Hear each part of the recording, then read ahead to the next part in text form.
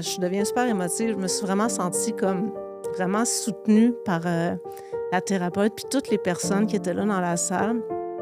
Ça a été une révélation énorme. Je suis sortie de là, mais comme gonflée là, d'une motivation. Je me suis dit, c'est quoi ça qui vient de se passer? Parce que j'avais jamais vécu une expérience comme ça aussi forte. C'est à ce moment-là que j'ai comme repris l'espoir. On dirait que c'est un instant où j'ai dit, OK, c'est possible que je m'en sorte. Cette expérience-là m'a donné de l'espoir, une nouvelle étincelle pour une nouvelle passion et une genre de grande révélation, une connexion à quelque chose de nouveau, de comme ça a vraiment littéralement sauvé ta spirituel. vie, là, tant qu'à moi. Là. Mais honnêtement, sérieusement, puis je repense souvent, là, j'ai vraiment l'impression d'être revenue là, de la mort ou de l'enfer.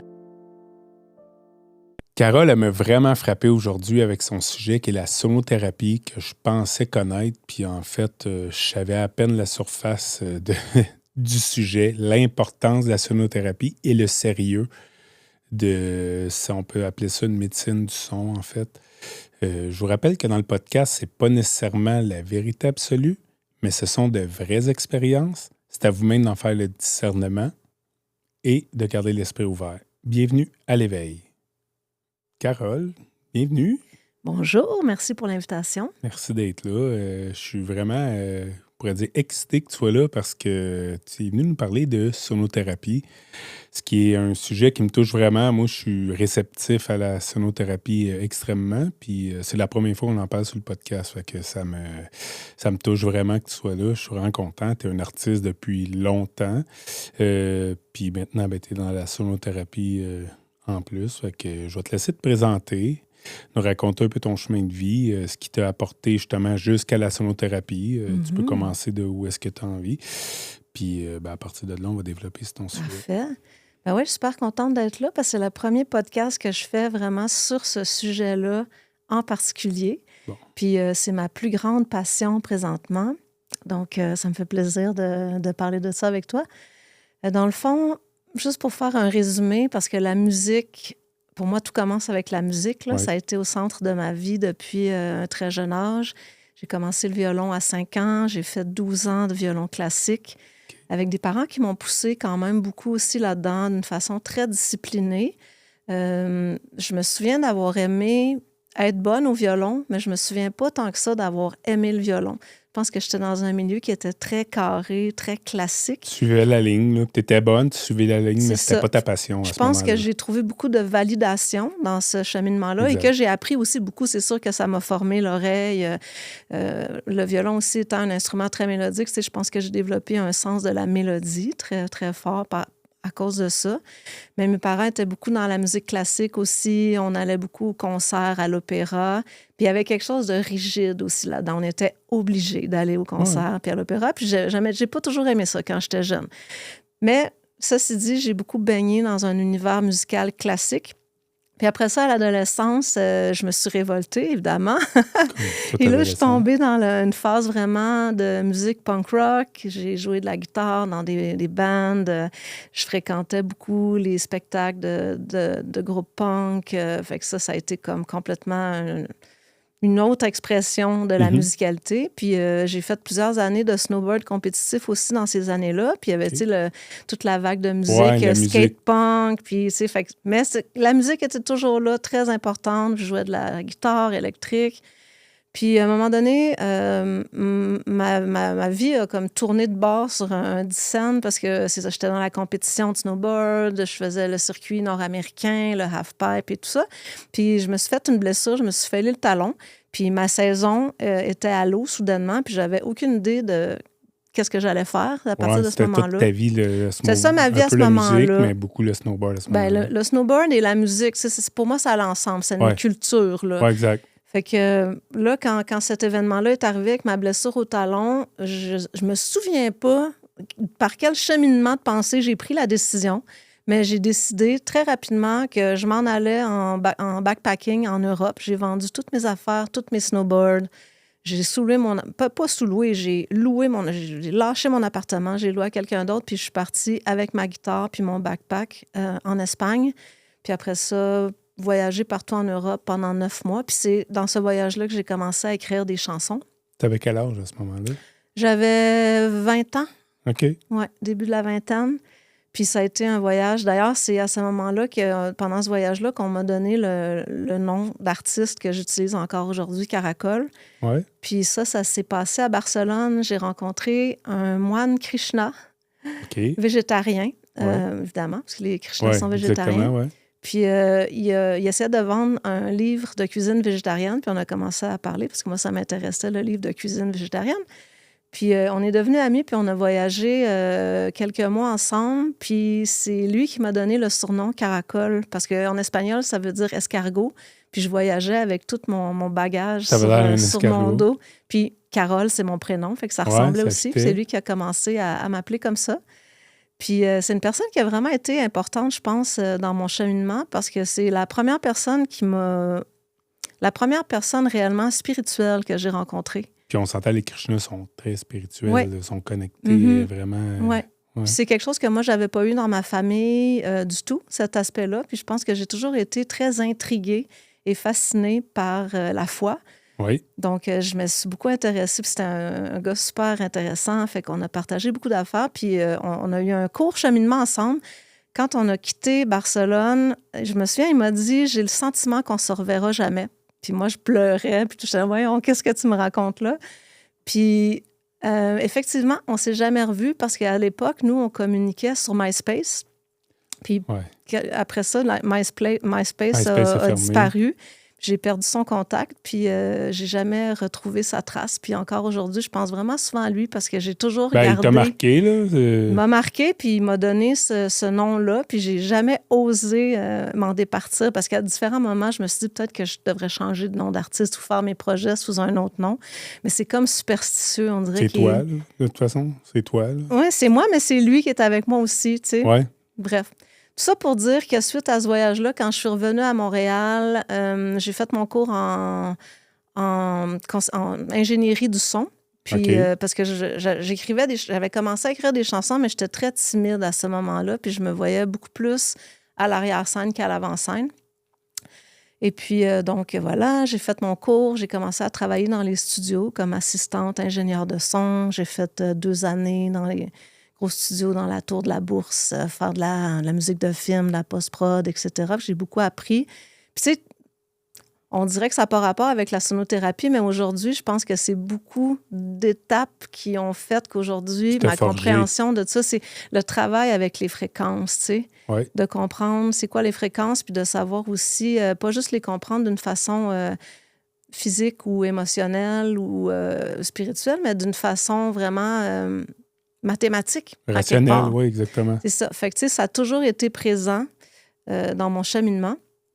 Puis bref, au sortir de ce temps-là, à travailler dans les studios, c'est là que mon premier groupe d'Oba Caracol est arrivé dans le décor. On a lancé notre album, on a eu un gros succès, on est parti en tournée. Ça a été comme des années très, très remplies.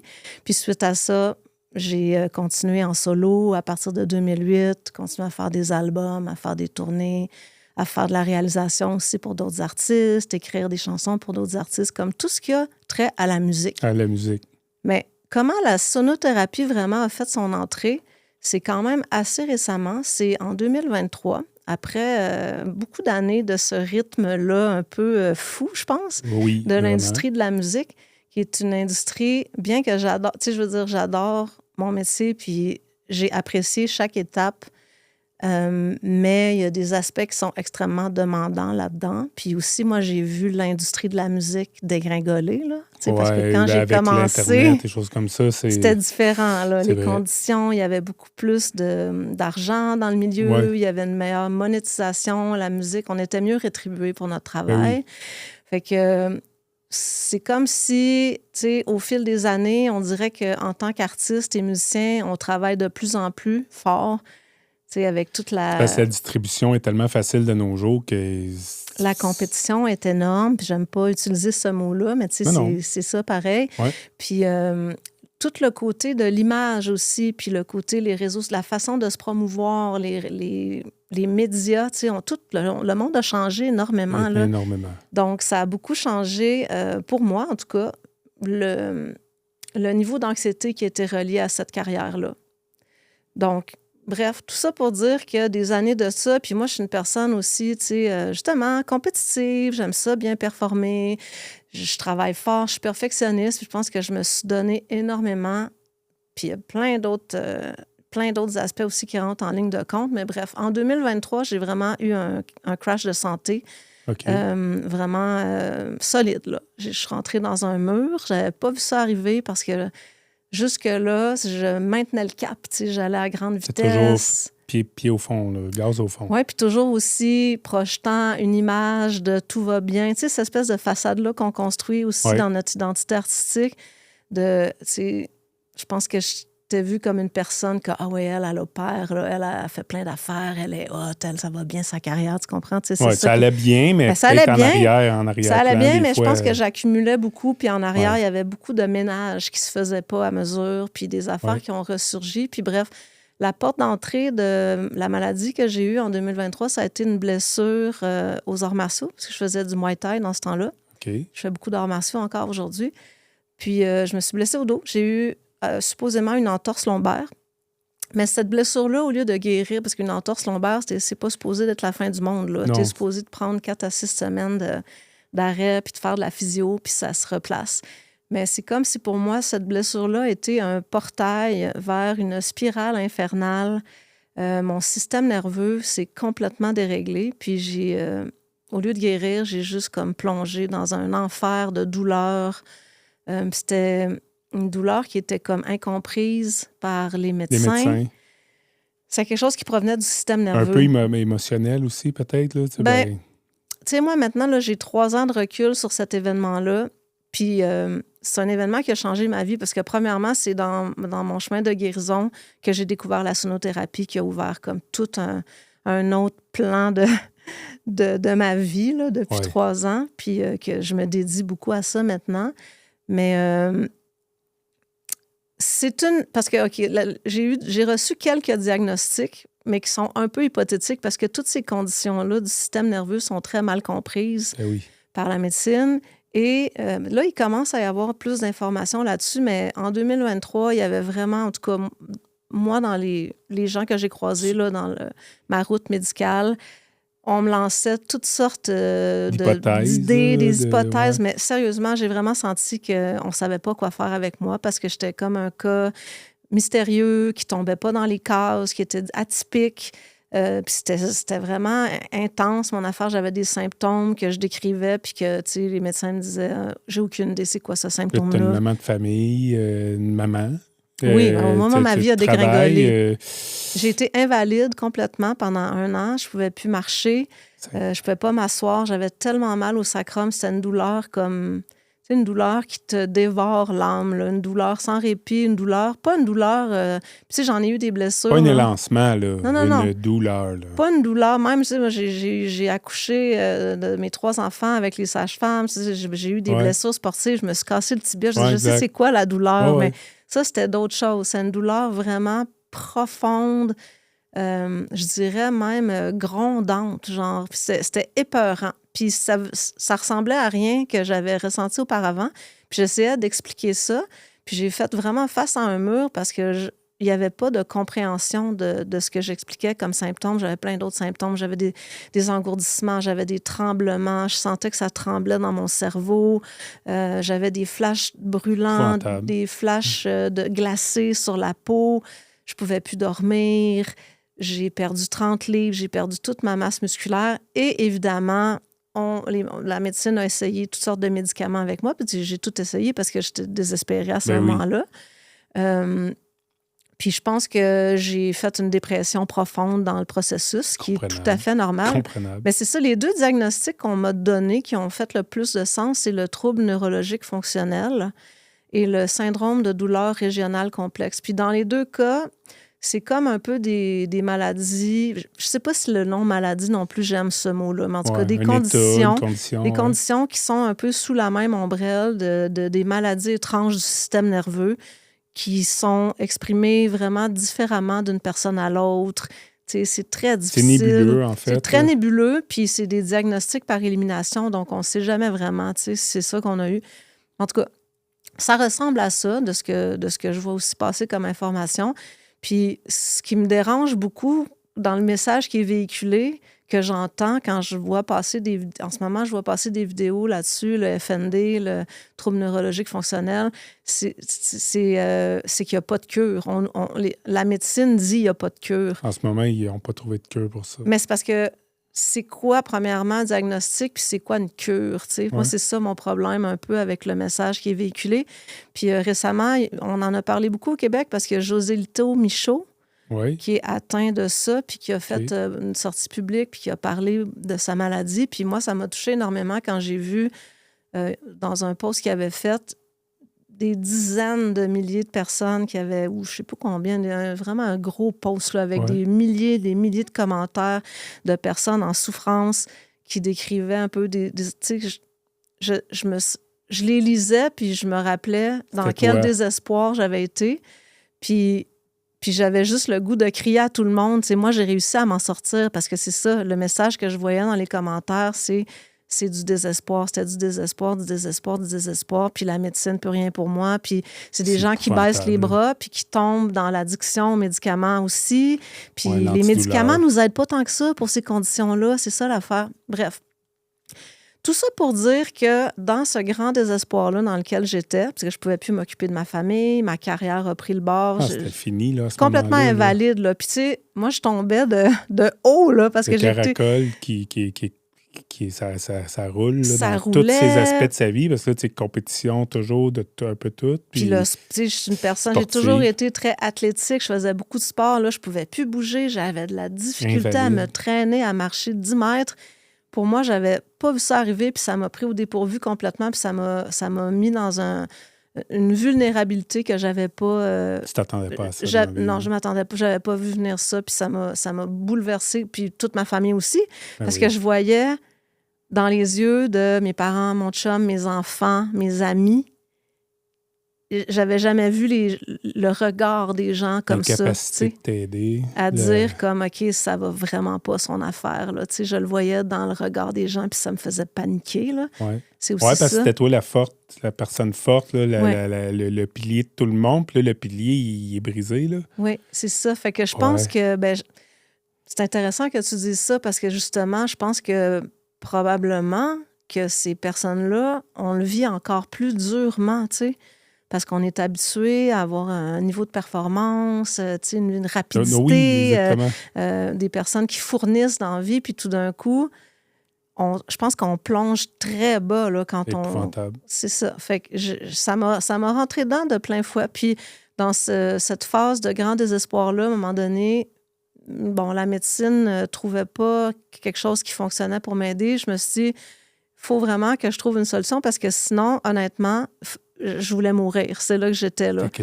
J'étais tellement malheureuse, puis je pouvais pas imaginer ma vie comme ça. Je me suis dit, c'est soit je trouve une solution ou je meurs. Il n'y avait pas d'autre option. Puis, à un moment donné, j'ai arrêté d'écouter aussi ce qu'on me disait. Il y a eu comme un moment où j'ai senti qu'il fallait que je me connecte à moi, là, puis à mon intuition, puis qu'il fallait que je trouve moi-même la solution. Puis j'ai fait énormément de recherches. Je sais, moi, je lâche pas, là. Je suis une personne tenace. Ça fait que j'ai pas abandonné, puis j'ai cherché là, dans toutes les sphères de ce que je pouvais, autant médical que la méditation. Là, j'ai tout essayé. J'ai vraiment été deep là, dans ma recherche.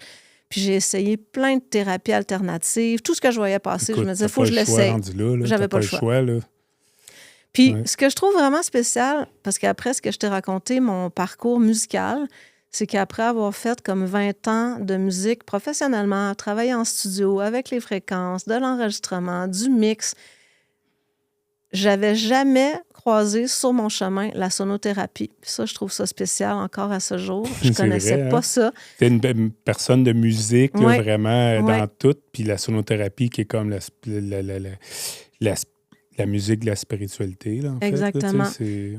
Mais je pense que c'est que moi, j'évoluais dans un milieu de l'industrie musicale qui est complètement un autre milieu que le milieu du wellness. Ben oui. Puis je pense que la sonothérapie a fait son chemin jusqu'à présent beaucoup davantage dans le milieu du wellness que dans le milieu de la musique. Étrangement. Ouais. Étrangement, parce que je pense que les musiciens, de un, sont une communauté qui ont grand besoin de se reconnecter à quelque chose de plus profond et qui sont probablement les meilleurs candidats aussi pour ressentir, puis comprendre, puis processer, tu sais, Ben, cette médecine-là d'une façon efficace. Corrige-moi là, si je me trompe, mais pour moi, la musique, c'est toutes sortes de musique et de la sonothérapie. C'est un échange d'énergie, toutes sortes de musique. Là. Même du gros heavy metal, lui, c'est ça qu'il a à partager, ceux qui l'écoutent. C'est pour ça que les fréquences, comme tu dis, justement, tout ça, ça peut être n'importe quel style de musique.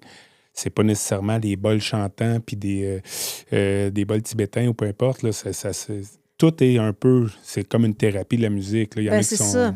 La musique, c'est très thérapeutique, ça, tout le monde le sait, tu sais. Sauf que ce que je me suis rendu compte, moi, en faisant tout ce bilan-là que j'ai fait après la rétroaction de comment j'ai pu en arriver là, c'est que j'ai l'impression que quand tu es dans l'industrie de la musique, là, à un moment donné, tu vis plus la musique de la même façon qu'une personne qui va écouter de la musique pour son plaisir. Surtout en arrêt de la console. Ça devient...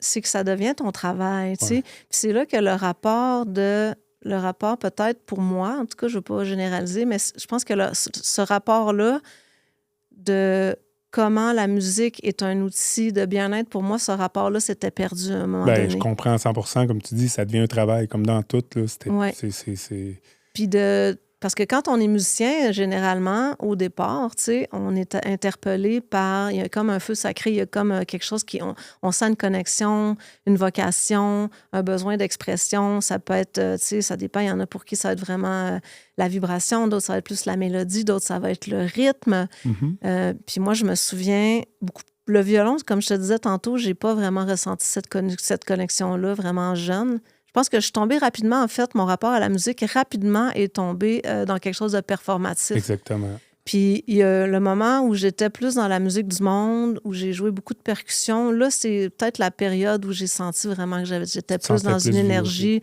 plus sacrée, là, si on veut. Mais après ça, au fil des années, puis de la rapidité qui nous est demandée aussi de livrer la marchandise, faire des concerts, en studio, les réseaux sociaux, faire des posts, tu sais.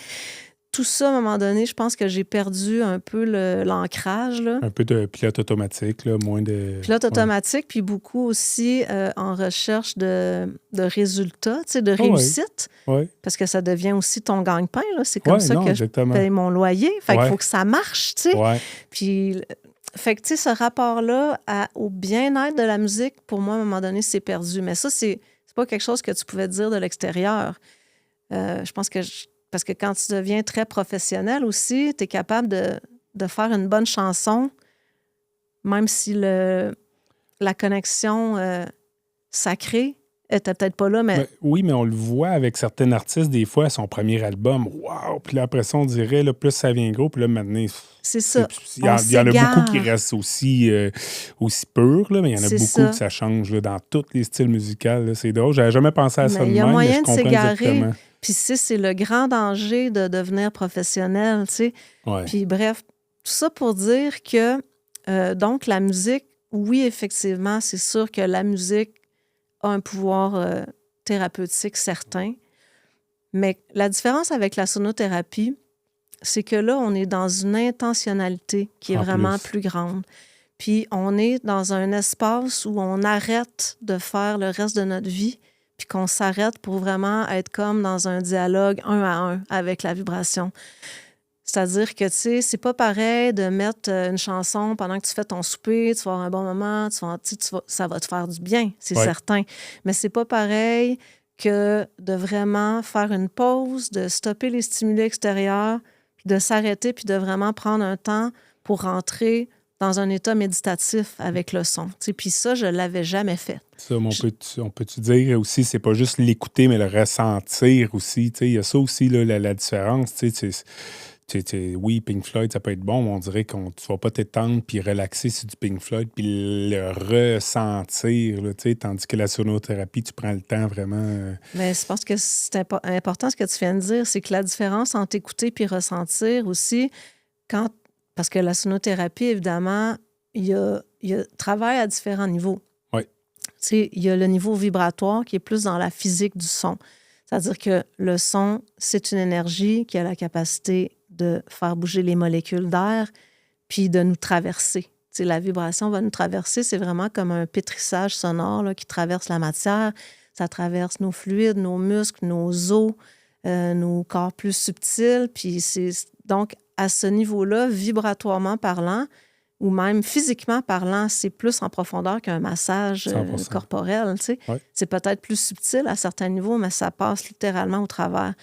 Puis ça, c'est l'aspect plus vibratoire. Mais au-delà de ça, puis c'est pour moi la grande différence entre assister à une séance de sonothérapie versus écouter de la musique, c'est l'ouverture dans laquelle on se met par rapport à un état plus méditatif, puis de permettre que ces vibrations-là, physiques qui nous traversent, viennent affecter nos ondes cérébrales, puis qu'on passe d'un état actif, normal, là, dans la vie de tous les jours. D'habitude, nos ondes cérébrales sont en mode bêta. Exact.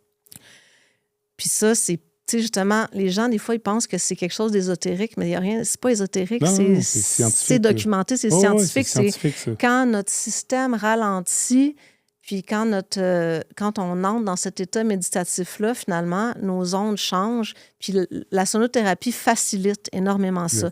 Pour les personnes, par exemple, qui n'ont jamais réussi à méditer ou qui ne savent pas c'est quoi vraiment tranquilliser le système, bien, ces personnes-là vont potentiellement y arriver plus facilement parce que la vibration, il y a l'effet vibratoire, physique du son, puis il y a aussi juste l'aspect sonore, là, d'entendre ce style de son-là. C'est des sons qui sont généralement soutenus, des basses fréquences, on ne veut pas plein de dérangements, il n'y a pas de paroles. Bien, il peut y avoir des paroles des fois, mais en tout cas, tu sais, c'est l'intention aussi. Relaxant, là, entre guillemets. Là, c'est l'intention aussi beaucoup de la personne qui le joue. C'est ça aussi la différence avec la musique.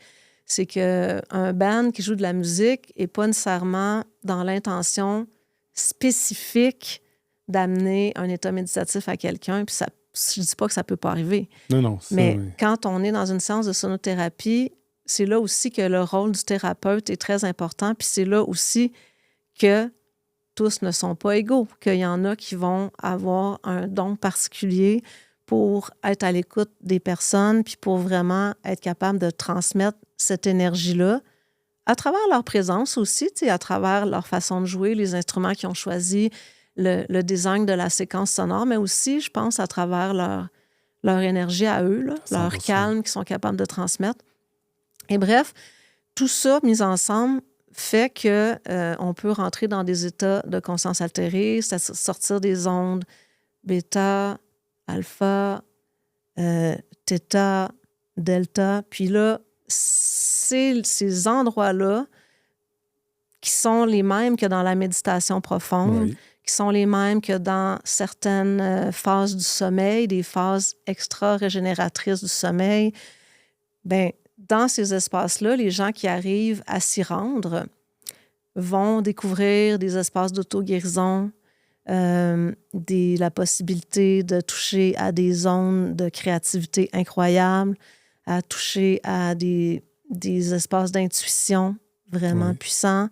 Des fois, il y a des personnes qui vont avoir des expériences psychédéliques ou des visions, des expériences spirituelles vraiment fortes.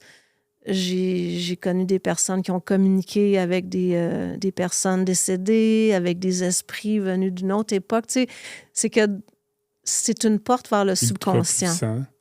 Ça peut être aussi très subtil puis juste relaxant pour d'autres. C'est ça l'affaire. Donc, je pense que, tu sais, la sonothérapie, c'est comme quelque chose qui est très riche puis qu'on peut l'aborder de différentes façons. Puis on n'est pas obligé non plus de voir ça tout le temps comme un truc super deep que t'attends là, l'expérience du siècle. Parce que si tu es là en train d'attendre l'expérience du siècle avec des attentes, avec comme tu cherches quelque chose de trop précis, probablement que tu le trouveras pas parce que justement, c'est là que tu te bloques. Je me suis déjà juste endormi en sonothérapie. Des fois, on s'endort. En tout cas, j'ai passé un bon mois même, je pourrais dire après. Là. C'était ça que j'avais besoin dans le moment. Oui, exactement. Bien, on dit que la sonothérapie t'amène là où tu as besoin d'aller. Exactement. Ça peut être juste...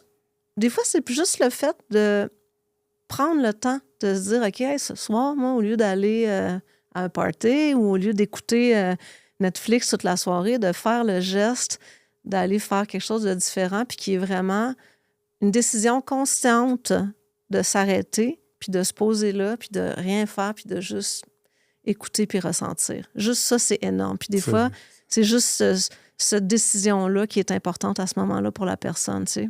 Ça va t'apporter ce que tu as besoin, en fait, comme je te dis. Il y a plusieurs états qui peuvent t'arriver. Toi, tu ne peux pas le prédire. La personne ne peut pas le prédire. Personne ne peut le savoir. On peut avoir une intention. Par contre, moi, j'aimerais ça, tu sais, comme vivre ça, régler ça en allant... On peut avoir une intention, puis c'est même important d'en avoir une.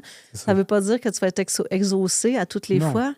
Je pense que l'intention est plus dans quelque chose de personnel. C'est pas une intention que tu peux avoir par rapport à... Aujourd'hui, j'aimerais que la sonothérapie m'amène la vision d'un cobra dans la jungle. Tu sais, ça ne marche pas de même. C'est plus d'avoir une intention d'ouverture à accueillir ce qui va être manifesté par toi et pour toi aujourd'hui. Puis on peut le diriger. Puis ceci dit, c'est là que la thérapie... tu sais, parce que les gens connaissent, par exemple, les bains sonores. Ça va être plus une expérience de groupe où le thérapeute va avoir une séquence d'instruments, puis ça peut varier, puis il y a plein d'approches, puis elles sont toutes valides. Mais là, on est dans un espace comme un peu plus général, tu sais. Ouais. Puis c'est sûr que chacun peut avoir son intention, son idée, mais tu sais, il faut y aller comme un peu plus, justement, général. On cherche un bel état relaxant, puis après, chaque personne va vivre le truc à sa manière. Puis il y a beaucoup de créativité aussi là-dedans, de la part de... Tu sais, j'aime ça dire que chaque personne est maître de son expérience aussi. Oui, ben oui. Parce que il y a beaucoup de gens qui... C'est vrai que la sonothérapie peut avoir un côté passif. Tu arrives là, tu te couches, tu as l'impression de rien faire, mais moi, je pense que la personne qui est là aussi peut avoir un rôle très, très participatif dans son expérience. De un, en ciblant ses besoins, en étant à l'écoute de ce qu'elle a besoin de vivre à ce moment-là, en accueillant aussi avec curiosité et non en essayant de tout contrôler l'expérience. Puis après ça, comment j'emmène ça avec moi, puis comment j'incarne ça dans la suite de ma vie. Par après, tu sais, à quel niveau je rends ça précieux dans ma vie, ou bien est-ce que, bon, ben là, le soundbat est fini, puis je retourne sur TikTok. Tu sais, si tu peux faire ça aussi, là. C'est exactement quelque chose de genre, je pensais, là, t'embarques dans ton char, tu roules à 180 sur l'autoroute, tu te fâches, tu claques des portes, puis tu tournes sur TikTok. Peut-être que là... ça va peut-être pas faire l'effet que tu pensais que ça ferait. C'est ça. Puis c'est ça, moi, je juge jamais rien une personne. Je dis jamais aux gens, tu devrais faire ci, puis tu devrais faire ça. Sauf que je crois fondamentalement, puis autant dans la sonothérapie que dans tout, là, moi, je crois que les choses, ça se cultive. Oui. Ça demande du travail, ça demande de l'investissement pour arriver plus loin. Tu sais, comme tu me parlais tout à l'heure de la personne qui est venue parler ici du bouddhisme. Tu sais, moi, j'ai écouté cet épisode-là. Elle parlait des moines, des méditants, tu sais, qui sont tellement entraînés en méditation qu'eux, tu sais, c'est sûr, ils sont sur le bord de l'éviter parce qu'ils ont travaillé pour arriver là. Tu sais. Mais pour moi, c'est une des façons d'aborder la sonothérapie. C'est pas obligé de l'aborder comme ça. Tu peux y aller niveau 1, je m'en vais prendre un beau petit moment doux pour relaxer, pour ressentir les vibrations, et c'est magnifique, c'est parfait. Mais il y a des personnes qui récidivent, qui s'intéressent, qui retournent, parce qu'à chaque fois que tu retournes dans une expérience de sonothérapie, tu continues à débroussailler un chemin. Puis moi, ça a été mon expérience. Mais c'est ça, je voulais qu'on en vienne. Ça a commencé comment? Où ta sonothérapie? Parce qu'on a sauté du quand tu es tombé malade à la sonothérapie, mais on ne sait pas d'où c'est venu exactement dans ta vie, la sonothérapie. Je vais te le conter. Pour moi, c'est arrivé comme une révélation énorme. Donc, on retourne en arrière, je suis malade, rien ne va plus, ma vie est une catastrophe, je suis dépressée, je suis bourrée de médicaments, les opiacés, le Valium, ça va pas, là, je marche pas, je mange pas, je dors pas. Ça fait combien de temps environ que tu es dans cet état-là? Ça fait 8-9 mois ouais, puis là, à ce moment-là, j'étais vraiment au fond du trou, là. Dans un désespoir profond, je me mets à essayer toutes sortes de thérapies alternatives en me disant, il faut que je trouve une solution, parce que sinon, à quoi bon vivre? Ouais. Puis, donc, sur Instagram, par hasard, je vois passer ça. Une fille qui est à Saint-Henri, bien sonore. Puis moi, je m'intéresse énormément aux plantes. J'ai beaucoup de plantes. Je suis super attirée par la nature, tout ce qui germe. Puis elle, son endroit où elle donne ses événements, c'est plein de plantes et d'arbres. C'est magnifique. Moi, c'est ça qui m'a attirée en premier. J'ai dit, wow, les belles plantes. Plus les plantes que... Ah ouais, OK. Il y avait un gang en arrière, puis il y avait beaucoup de plantes, puis elle appelait ça son Tropical Garden ou quelque chose comme ça. Fait que je m'en vais voir, puis là, je vois ça, Sound Bath, c'est quoi ça? Comment ça? Je n'ai jamais entendu parler de ça. Fait que, à tout hasard, je me dis, je vais y aller. Puis je me souviens... T'as senti l'appel sans trop savoir pourquoi? J'ai senti l'appel, je ne sais pas pourquoi, mais les plantes, clairement, ça a été l'élément qui a attiré mon œil. Puis c'était une très belle photo aussi, un bel espace avec... Tu sais, après ça, j'ai vu des gangs. C'est quoi ça, un gang? Tu sais, je suis musicienne, je suis percussionniste. Le gong ne m'avait jamais attiré particulièrement. Ça n'avait jamais capté dans ton style musical ou peu importe. C'est assez rare, un gong, de toute façon, dans la musique. C'est quand même rare. Ouais. Mais je veux dire, je ne m'étais jamais intéressée à ça. Là. Tu m'aurais dit, veux-tu un gong? J'aurais fait, pourquoi un gong? Donc, mais tu vois, à ce moment-là, juste me rendre à un événement, c'était un défi énorme. Tu marchais pas. Je me souviens que mon chum est allé me porter. J'ai eu de la misère, je me rappelle, il fallait monter un petit escalier, puis il y avait un couloir, puis je me suis dit, comment je vais me rendre à la porte, là, tu sais? Puis finalement, on y arrive, puis on arrive là, il fallait se coucher sur un tapis de yoga. Pour moi, à ce moment-là, se coucher sur un tapis de yoga par terre, ça faisait mal. Non, mais c'est impossible. OK, littéralement. Mon chum m'avait aidé, la fille m'avait aidé, je pouvais pas me coucher sur le dos, j'avais plein de coussins. J'étais tellement inconfortable, j'avais vraiment mal. Finalement, je réussis à m'installer là sur le côté. Puis tu sais, je me sentais mal parce que j'avais tellement pas l'énergie d'une personne qu'on s'attend à croiser dans un sound bath, là, tu sais, une personne qui est comme bien dans sa peau, puis qui fait du yoga, puis qui est assis genre en indien avec les jambes, tu sais. Moi, là, je rushais ma vie. Là. En train de mourir, là, à l'article de la mort. J'avais l'impression, je me disais, pauvre les gens, ils me voient arriver là, vraiment dans un état lamentable. Tu avais limite l'impression d'entacher un petit peu le groupe, là, genre, dans ta tête. Oui, dans ma tête. Dans ta tête, c'était ça. Là. Je comprends ce que tu veux expliquer. Là, c'était pas comme ça. J'imagine les gens te voyaient. Là, sûrement mais toi, pas, mais c'est comme ça que tu te voyais. Ça me mettait face à face avec mes attentes par rapport à moi-même. Tu sais, parce que dans ma maladie, j'étais gênée de voir du monde. Parce que je trouvais que je faisais tellement pitié. Forte, puis tu voulais pas te montrer vulnérable. Me montrer vulnérable comme ça, avoir de la misère à me rendre à une salle pour aller faire ça. Tu sais, pour moi, c'était comme, il y avait de la honte reliée à ça, puis j'étais confuse. En tout cas, finalement, je réussis à m'installer là, puis la séance commence, puis j'étais beaucoup sur les médicaments aussi à ce moment-là. J'étais vraiment gelée, là, on va se le dire, là. Ben, pas le choix, là. Essayer d'un petit peu calmer la douleur, j'imagine. Ouais. Ça faisait ce que ça faisait. Ça marchait pas tant, mais en tout cas, tu sais, à un moment donné, tu sais plus quoi faire. Puis là, bon. Bref, le sound bath commence. Puis pour juste un peu mettre aussi la table, dans les mois qui avaient précédé, j'ai fait mes premiers pas dans le monde de la méditation.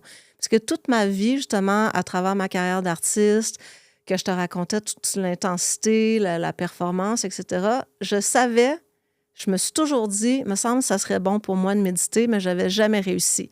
Pas le temps, entre guillemets. Pas le temps, mais surtout le cerveau, l'esprit qui est incapable de se calmer.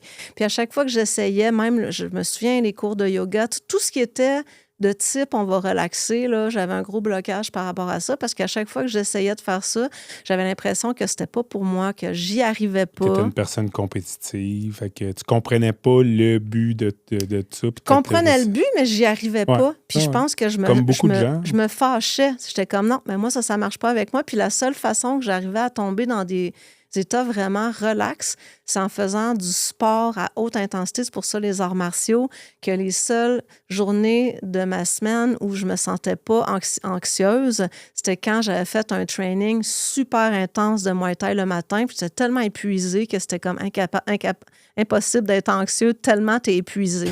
Ouais. C'est là qu'il fallait que j'aille pour me relaxer. Fait que clairement, c'est pas sain. Fait que dans les puis la méditation, j'avais renoncé parce que j'avais l'impression que mes pensées revenaient. J'étais tout le temps dans un hamster, tout le temps en train de réfléchir à mon travail, mes affaires. Puis j'avais mis ça de côté depuis plusieurs années. Mais pendant ma maladie, avec la douleur que j'avais dans les mois qui ont précédé cette fameuse journée-là où j'ai vécu ma première expérience de sonothérapie, j'avais enfin réussi à ouvrir cette porte-là parce que c'était la seule chose qui me faisait un petit peu de bien pour ma douleur. Ça à déconnecter un petit peu. Oui, fait que j'avais comme un genre de pré-entraînement, je dirais, à comment atteindre les états de conscience altérés avec les mois de méditation. Puis aussi, c'est le fait d'arrêter ma vie, là, ça a été... Tu as pris le temps ben, j'ai pas eu le choix. C'est ça, tu avais comme un peu plus le temps, là, même si tu étais dans la douleur, au moins tu étais moins justement dans le travail, dans la routine, à courir. J'avais rien d'autre que je pouvais faire à part méditer. Fait que je pense que j'ai eu une discipline là-dedans. Ça, c'est la chose pour laquelle je peux peut-être me féliciter, c'est que quand j'ai vu que j'étais malade, puis je me suis dit, OK, ben là, on va en profiter, on va essayer de replonger là-dedans. Puis j'ai vu que ça m'avait aidé. Fait que je pense que j'avais fait un certain cheminement pour comprendre c'est quoi les états de conscience altérés, puis avoir peut-être une plus grande facilité à rentrer dans cette porte-là. Ça avait comme préparé le terrain pour moi pour cette journée-là. Puis donc, le soundbath commence. Puis je me souviens de rien précisément. Mais je me souviens d'être partie dans un lieu tellement lointain, là, un endroit où j'avais jamais été. Là, une paix intérieure que j'avais jamais touchée dans ma vie. Puis j'ai eu une expérience que je qualifierais de psychédélique, là, vraiment là, extrême. Des visuels, des couleurs, un grand bien-être de me sentir, mais vraiment là, un voyage. Là, distorsion de temps peut-être aussi là-dedans? Pardon? La distorsion du temps peut-être aussi? Bien, complètement. Le temps n'a pas compté là-dedans. Le temps n'a pas compté. J'avais plus conscience. J'avais plus aucunement conscience de où j'étais. Je ressentais plus de douleur. Je n'étais plus dans mon corps, en fait. Oui, exact. Je suis sortie de mon corps, puis je suis allée quelque part. Wow. Je ne sais pas pourquoi je pointe tout le temps du côté gauche. J'ai l'impression que c'était là. C'était là. Oui, je te comprends à 100%. Puis, quand l'expérience est terminée, moi, je suis restée là. J'étais partie, là. Puis tout le monde est revenu, mais pas moi. OK. Toi, là, c'est ça que tu avais besoin. Mais je dormais pas. C'est ça qui était spécial. C'est que je sentais que tout le monde... J'ai eu conscience que le son s'arrêtait. J'ai eu conscience que la thérapeute nous disait que c'était terminé, de revenir dans notre corps. J'ai eu conscience des gens qui bougeaient autour de moi, mais moi, là, j'étais incapable de bouger. Tu n'avais pas envie non plus. Je pense que j'avais pas envie. J'étais quelque part, j'étais vraiment bien. Je sentais plus ma douleur. Puis, mais j'avais pas là, j'étais littéralement comme pris là, mais pas pris négativement. Non, là. Je comprends exactement, moi, ce que tu veux dire. Je comprends 100%. Puis, j'étais comme dans un cocon. Puis, à un moment donné, bon, là, tranquillement, j'ai réussi à revenir, mais je me souviens qu'il a fallu que je fasse vraiment un effort conscient de me dire, bon, là, faut que tu reviennes. Tu ne peux pas rester là toute la journée. Là. Ouais. Puis je me souviens que j'ai eu l'impression de me tirer là, avec une corde d'une espèce d'océan, puis d'avoir de la misère à revenir. Puis quand je suis finalement revenue dans l'espace-temps, c'était la première fois en 8-9 mois où j'ai été capable de m'asseoir. Je me suis assise par terre sur un tapis de yoga. Là, ça, à ce moment-là, c'était... Impossible. Puis quand j'ai constaté, puis j'y ai pas pensé, tu sais, je me suis juste assis. Puis quand j'ai réalisé que j'étais là assise par terre, je me suis mis à pleurer ma vie. Là, j'ai été tellement... Puis c'est à ce moment-là que j'ai comme repris l'espoir. On dirait que c'est un instant où j'ai dit, OK, c'est possible que je m'en sorte, tu sais. Là, puis je me suis mis à pleurer. Puis là, il y a eu tout un super beau moment où je me suis sentie vraiment... Tu vois, je deviens super émotive. Je me suis vraiment sentie comme... vraiment soutenue par la thérapeute puis toutes les personnes qui étaient là dans la salle. Parce qu'il y a une affaire qu'on n'a pas parlé aussi, mais c'est que, avec mon expérience aussi, puis ce que j'expérimente en tant que thérapeute, c'est qu'il y a vraiment quelque chose de collectif aussi qui peut se passer, là, avec les vibrations puis les énergies des gens qui sont là à partager la même expérience, même si on ne vit pas tous la même chose. Il y en a qui n'auront pas réussi nécessairement à sortir de leur mental. Il y en a qui vont être partis super loin. Tu sais, c'est très inégal ce qui peut Oui. arriver, mais on fait partie d'un truc On collectif. connecte ensemble. Pour moi, ça, j'y crois. 100%. Vraiment. Puis j'ai eu le sentiment que chaque personne qui était là avait joué un rôle dans cet instant-là. Puis donc, j'ai un peu... j'ai comme partagé, tu sais, à la fin. Puis j'ai dit... j'ai exprimé comment je me sentais quand j'étais arrivée. Puis comment je me sentais à la fin. Puis que j'en revenais pas, que j'étais assise à terre. Oui. Puis ça a été une révélation énorme. Je suis sortie de là, mais comme gonflée là, d'une motivation. Je me suis dit, c'est quoi ça qui vient de se passer? Parce que j'avais jamais vécu une expérience comme ça aussi forte. De un, aussi belle, tu sais. C'était vraiment comme si j'avais... un espoir en partant. De me donner l'espoir, mais d'avoir comme connecté avec un lieu ou une force ou quelque chose que je comprenais pas du tout, mais que je sentais que c'était beaucoup plus grand que moi. Beaucoup plus fort, beaucoup plus grand que toi, exactement. Puis qu'il y avait vraiment quelque chose d'important, pas juste pour moi, mais pour tout le monde. Là. Puis c'est devenu comme un grand désir de partager ça aussi. Puis parce que là... D'en apprendre plus. D'en apprendre plus, mais c'est parce que, tu sais, à partir de ce moment-là, j'ai commencé à... ma passion était allumée. Puis c'est probablement quelque chose aussi dont j'avais besoin, là, de trouver une nouvelle étincelle, tu sais, à travers tout ce qui s'était passé.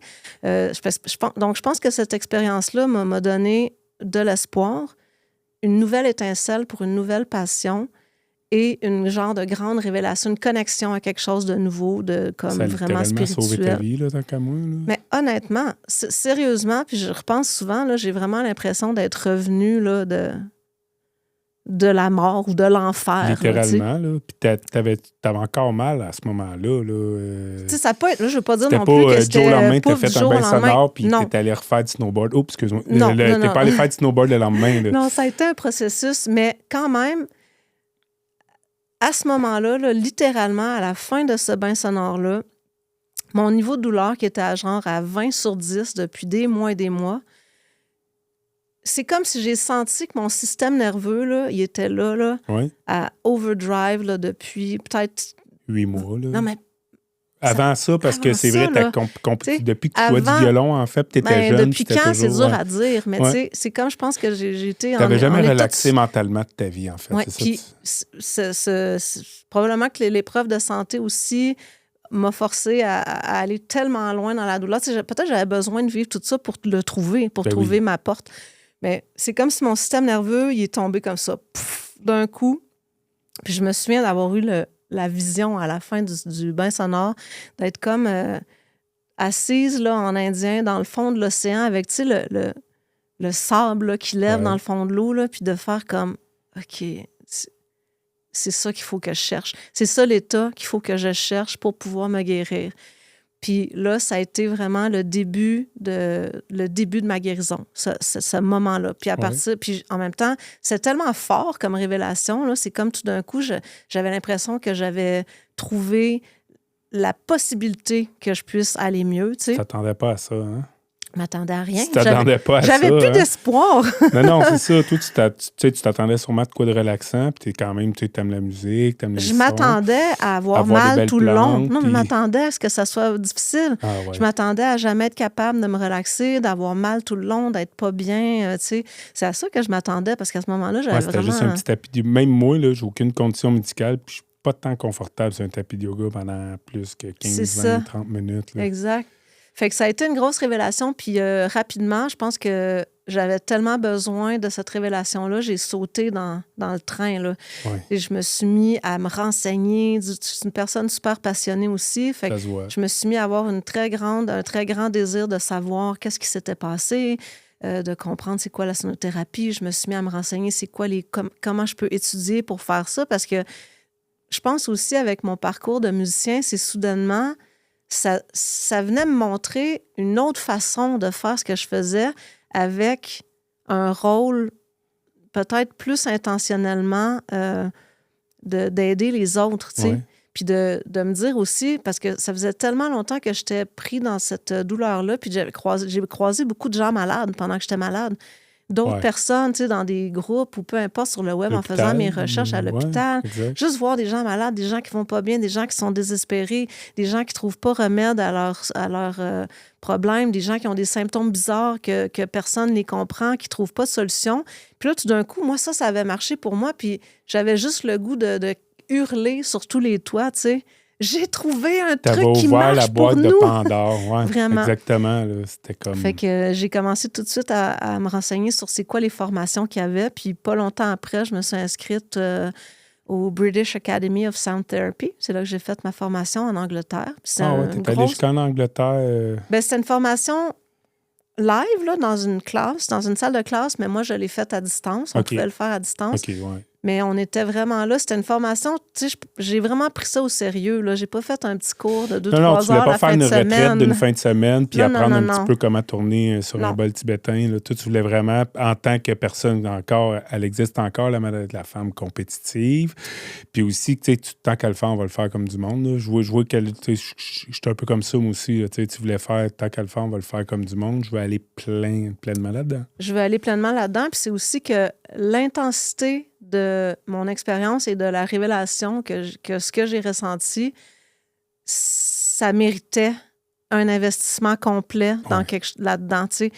Fait que je suis allée chercher ce qui m'a paru à moi la meilleure école, la plus rigoureuse, qui m'a donné un diplôme international. J'ai travaillé vraiment fort. Là. J'ai jamais autant étudié que ça. Là.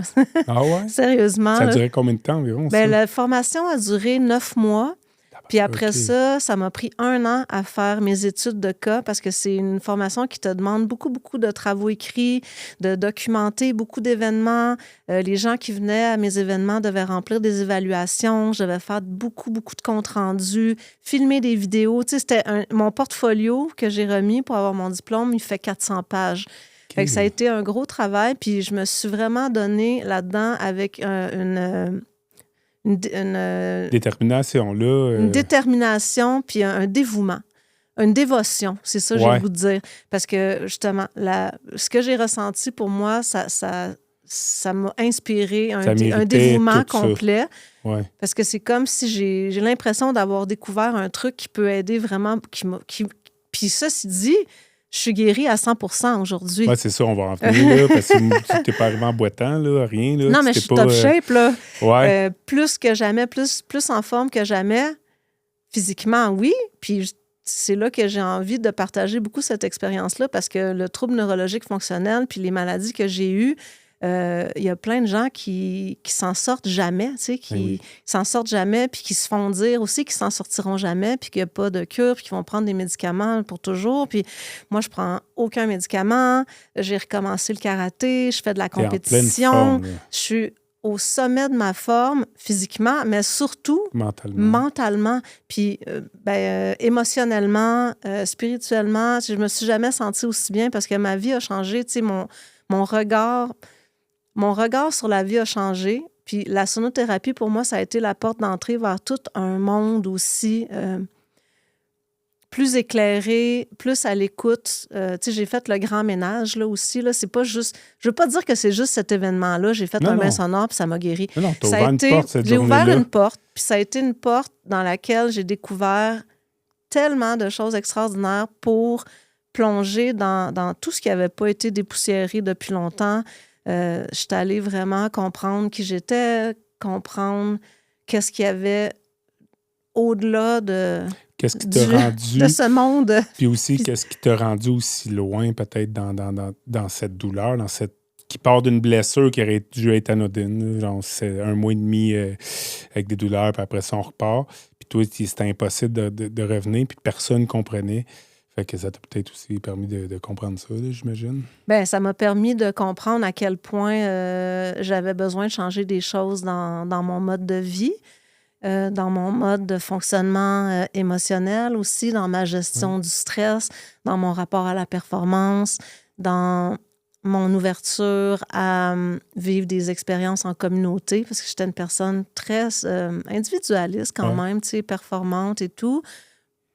Puis tout ça a changé grâce à la sonothérapie. Puis aujourd'hui, non seulement physiquement, je me sens au top, mais sauf que ça va au-delà de ça, c'est que j'ai découvert une richesse spirituel, je vais utiliser ce mot-là, qui m'a ouvert la porte vers plein d'autres mondes, qui m'a fait rencontrer des gens extraordinaires qui m'ont fait reconnecter avec la nature. Je veux dire, tout a changé pour moi. Tout a changé pour moi. Puis le son, pourtant, je vivais... C'est juste pour dire des fois c'est ça, je à comprends. quel point... Tu te rends compte que tu n'étais pas connecté du tout avec les sons comme que tu peux te connecter aujourd'hui avec les sons, en fait. C'est que j'ai l'impression qu'on peut être juste à côté de notre vérité pendant tellement longtemps, mais pas y toucher.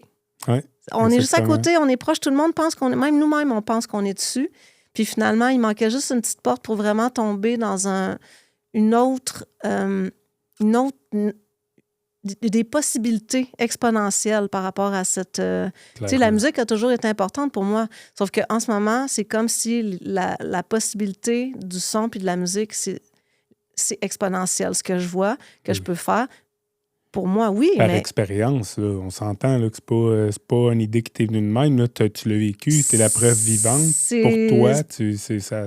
Pour moi, ça a été une guérison qui m'a ramené à la santé, premièrement, mais qui m'a ramené aussi à vouloir partager ça. Tu sais, parce que là, maintenant que je suis passée au travers de cet épisode-là puis que je vais bien, tu sais, parce que souvent, quand on entre dans l'idée, peu importe c'est quoi la modalité ou la thérapie, souvent, on entre avec un désir individuel d'aller mieux, de régler ci, de s'améliorer. Tu sais, il y a souvent, au départ, dans notre société, de la façon que nous, on vit là, ici, en Occident, ça part souvent d'une intention individualiste. Oui. Puis c'est normal, parce qu'on a besoin d'être bien pour pouvoir voir plus grand. Ouais. Mais une fois qu'on va bien, c'est comme si on libère l'espace pour vouloir que pas juste nous, on aille bien. On a le goût que tout le monde aille bien. Puis de comment on peut contribuer d'une façon plus grande à développer justement des liens entre les personnes qui vont faire que tout pourrait aller mieux, tu sais. Puis je pense que moi, ça m'a investi un peu d'une mission nouvelle. Oui.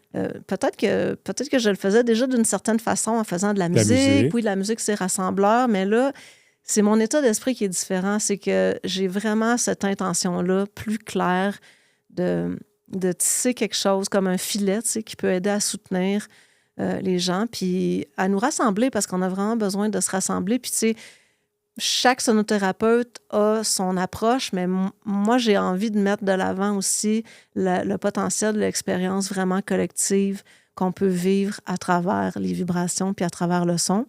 Puis, je viens de revenir d'un voyage d'1 mois au Brésil. Je suis allée en Amazonie étudier la musique puis la spiritualité Yawanawa là-bas. C'était pas un voyage qui avait un lien direct avec la sonothérapie, mais finalement, j'ai compris que oui, parce que c'est eux, leur façon de vivre, leur façon de vivre la musique, le chant, toute leur cérémonie, toute leur spiritualité est basée autour du chant, de la musique, du son. Puis j'ai compris que c'est, dans le fond, c'est une sonothérapie millénaire là, qu'eux pratiquent dans la jungle. Puis, fait que, tu sais, tout ça m'amène comme... Ça a ouvert mon esprit à d'autres affaires. Encore plus. Encore plus. Puis tout ça grâce au son. Ça, peux-tu... Parce que là, tu nous as parlé sonothérapie, oui. Tu as parlé d'un bong, mais c'est quoi, pour les gens qui ne connaissent pas ça, là, c'est quoi que tu offres comme sonothérapie? C'est quoi exactement, on va dire, on appelle ça un atelier, une session, un bain sonore. Tu vas nous l'expliquer, mais c'est quoi exactement? C'est quoi les instruments? Ça dure combien de temps? Tu sais, un petit peu un survol, un peu, tu sais quoi, pour les gens qui ne connaissent pas ça. Moi, je connais ça, mais il y a beaucoup de gens en ce moment qui ne connaissent pas ça. Parce que c'est vrai que souvent, les gens qui n'ont jamais assisté, tu sais... peuvent avoir un certain préjugé. Explique-les à toi, de 6, 7, 8 ans, je t'aurais parlé de sonothérapie. Explique-moi-les comme tu aurais dû te le faire expliquer, savoir c'est quoi un peu, peut-être, justement. Fait qu'une séance, moi, j'appelle ça soit un bain sonore, un voyage sonore, un bain de gong. Ça va dépendre de l'événement. Ça ne sera pas toujours, j'ai des thèmes, je vais explorer différentes affaires d'une fois à l'autre. C'est pas toujours pareil. C'est pas toujours pareil. C'est pas une chanson écrite. Non, c'est toujours différent. Selon l'intention, on a parlé de l'intention aussi, selon c'est quoi l'intention de la séance. Des fois, je vais m'inspirer tu sais, ça peut être inspiré d'un certain événement, je sais pas, une pleine lune, par exemple, ou un solstice. Donc, thématique. il y a des thématiques pour moi.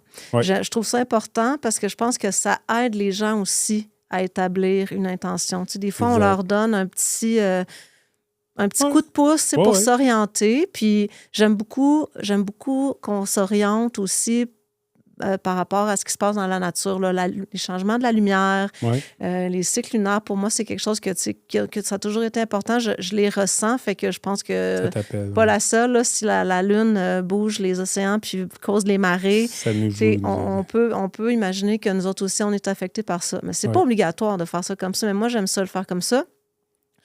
Donc, je vais offrir souvent des ateliers de groupe. C'est dans une belle salle. Il y a une belle ambiance calme. Il va y avoir en général une 20aine de places. Moi, j'offre dans un endroit qui a des beaux petits matelas bien matelassés, Ouais, parce que bien tu sais, ouais, confortables. ouais, Parce ok. que, comme tu l'as dit tantôt, c'est pas tout le monde Ah, qui est moi, pour confort vrai, pendant 2 heures sur un tapis de yoga. Tu sais, ça peut être dur, là. Ouais, Mais moi, j'ai envie que les gens soient vraiment... On veut enlever les barrières, tu sais. exactement, ouais. Donc, j'ai trouvé une place qui s'appelle le Sonotarium. Je m'assoirai une fois par mois là-bas. Des gens vont arriver. En général, au début, on va commencer à faire un peu de respiration, un peu de chant, juste comme pour... Tu sais, les gens sont très bloqués par rapport à leur voix aussi. Puis la voix, c'est un outil de sonothérapie qu'on transporte tous à chaque instant de la journée, puis vrai. avec lequel on est quand même très déconnecté.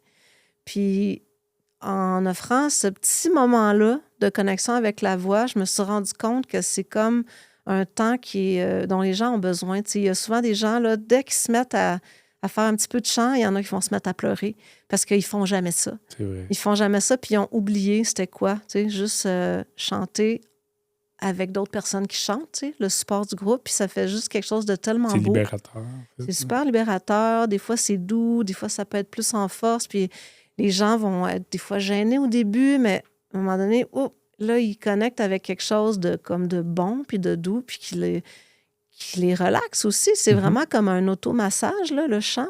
Ouais. Et ça nous fait respirer.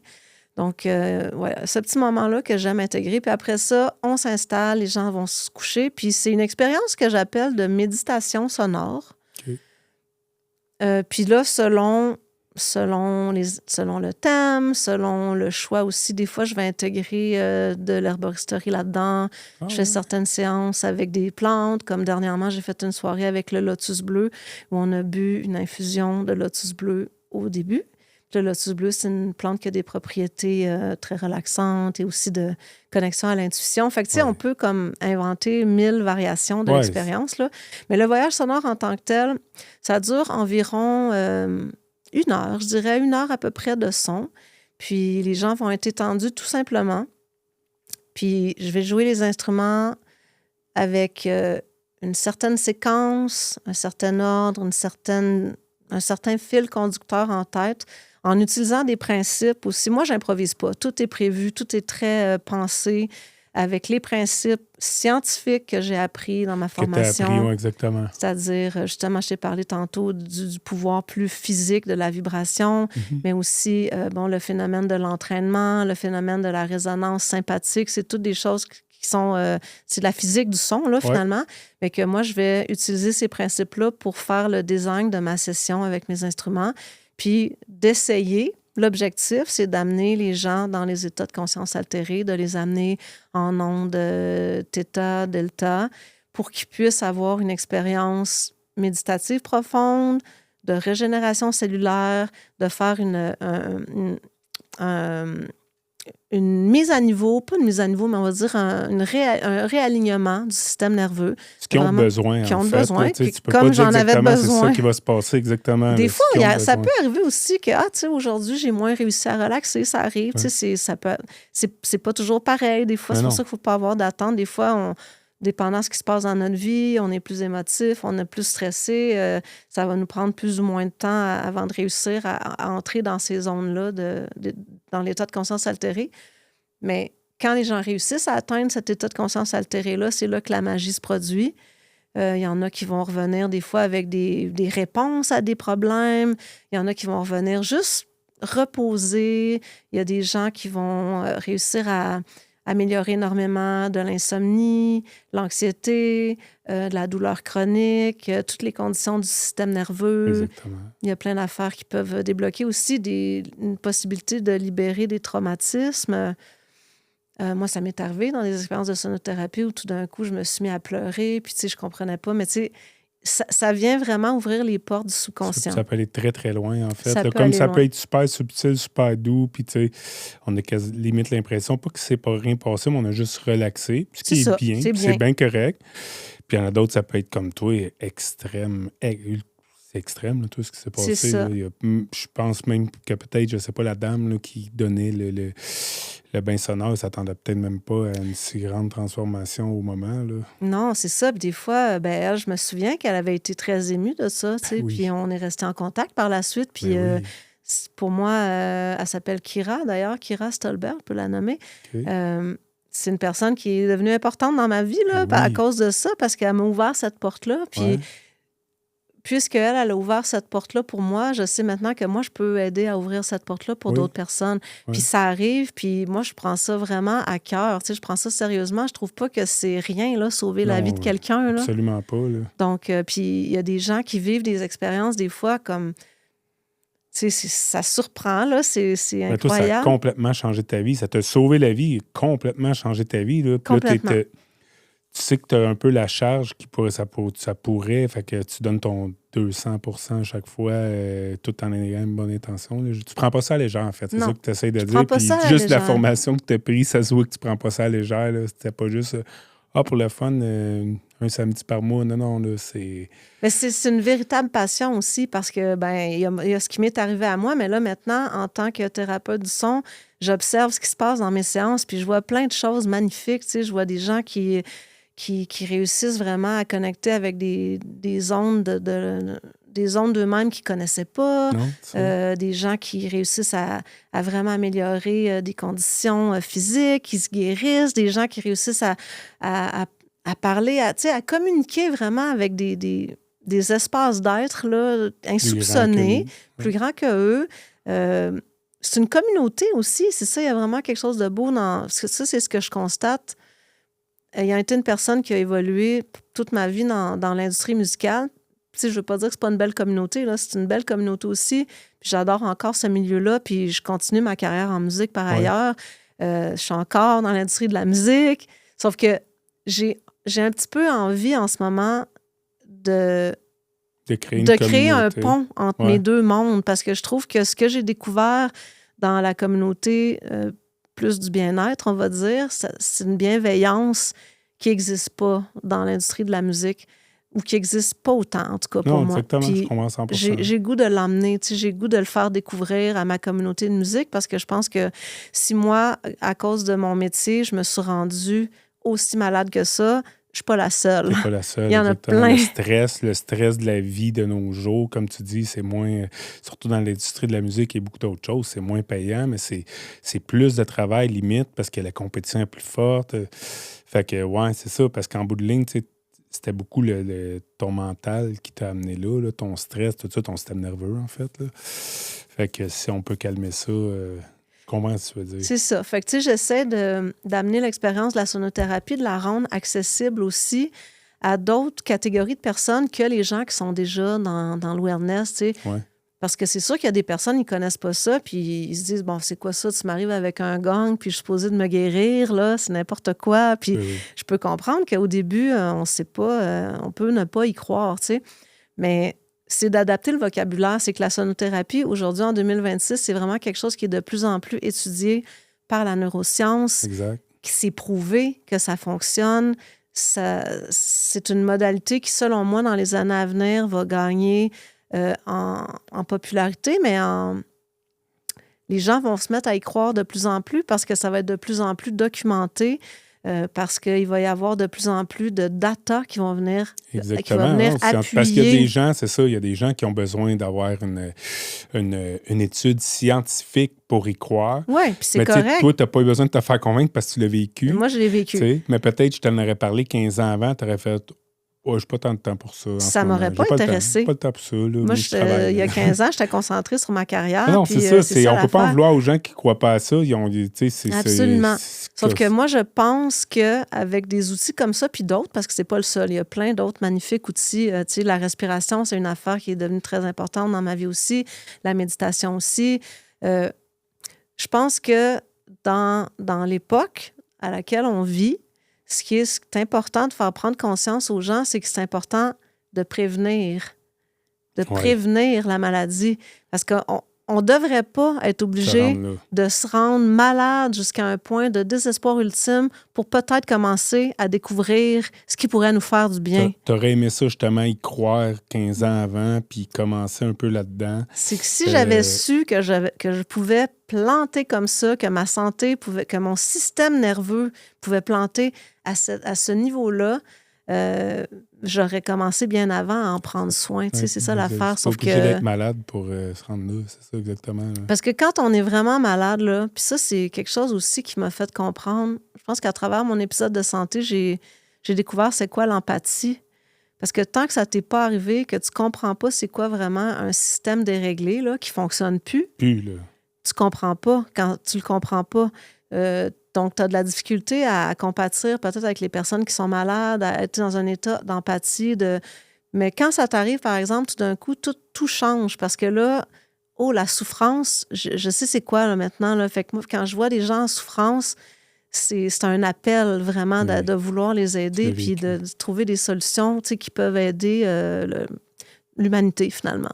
Exactement, oui. C'est donné à tout le monde. Là. On s'entend, c'est pas dur comme personne assister à un événement, une séance de sonothérapie. Là. C'est pas comme du yoga. C'est pas comme. Puis j'enlève rien au yoga. Même la méditation, comme tu dis, j'ai longtemps été comme toi. Moi, 34 secondes, puis mon bill d'hydro, il me passait dans la tête. Admettons, là, on dit n'importe quoi. Là. Tandis que la sonothérapie, c'est comme ça. On dirait que c'est. Moi, en tout cas, là, je trouve ça tellement facile, puis avec aucune attente non plus. Il ne faut pas toujours s'attendre qu'on se rend où est-ce que toi, tu t'es rendu la première fois. Là. C'est tellement facile et plaisant, man. Et plaisant. Là. C'est impossible que quelqu'un aille faire une séance de sonothérapie puis qu'il me dise « Pire moment de ma vie, moi, plus jamais, mon boy, là, plus jamais. » là. En tout cas, si ça existe, pauvre toi. Là. Je sais pas ce qui s'est passé. Tu n'es peut-être pas à bonne place. C'est rare. Là. Mais des fois, par contre, ça peut arriver, tu sais, comme dans toute modalité qui inclut le mot thérapie. Ouais.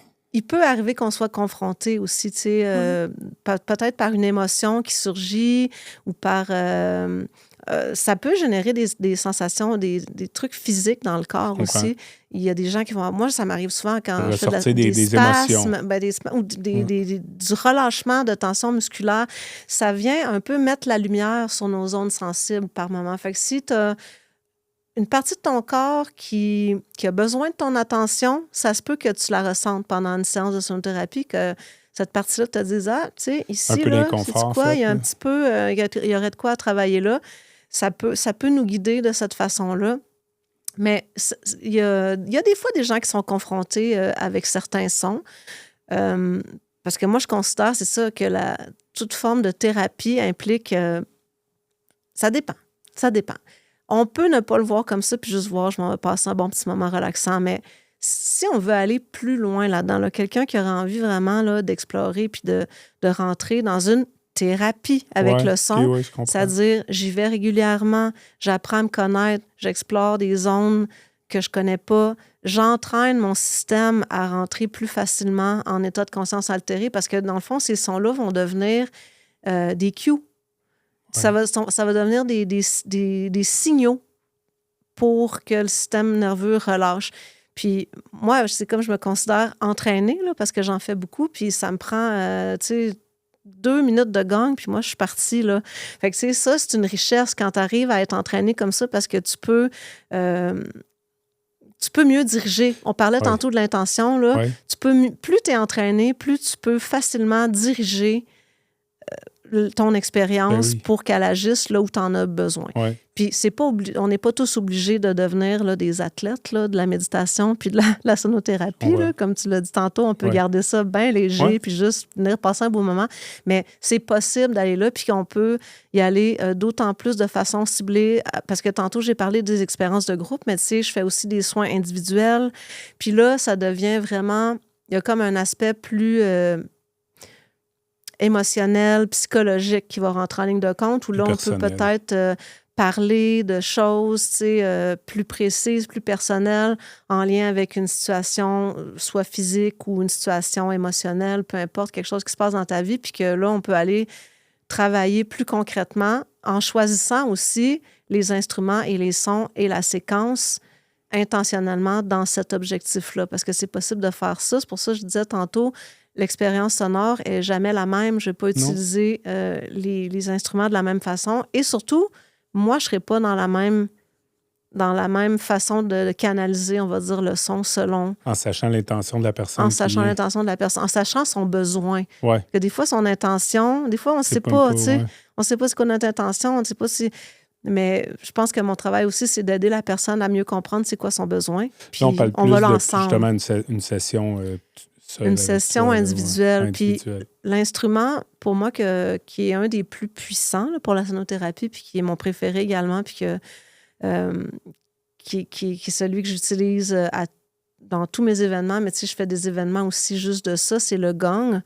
Le gong, c'est mon instrument préféré pour la sonothérapie. C'est un instrument millénaire. Très puissant, très riche, ultra vibratoire, qui a un registre de fréquence qui va au-delà de notre audition humaine. Nous, on entend en général à partir de 20 Hz jusqu'à un maximum de 20 000 Hz.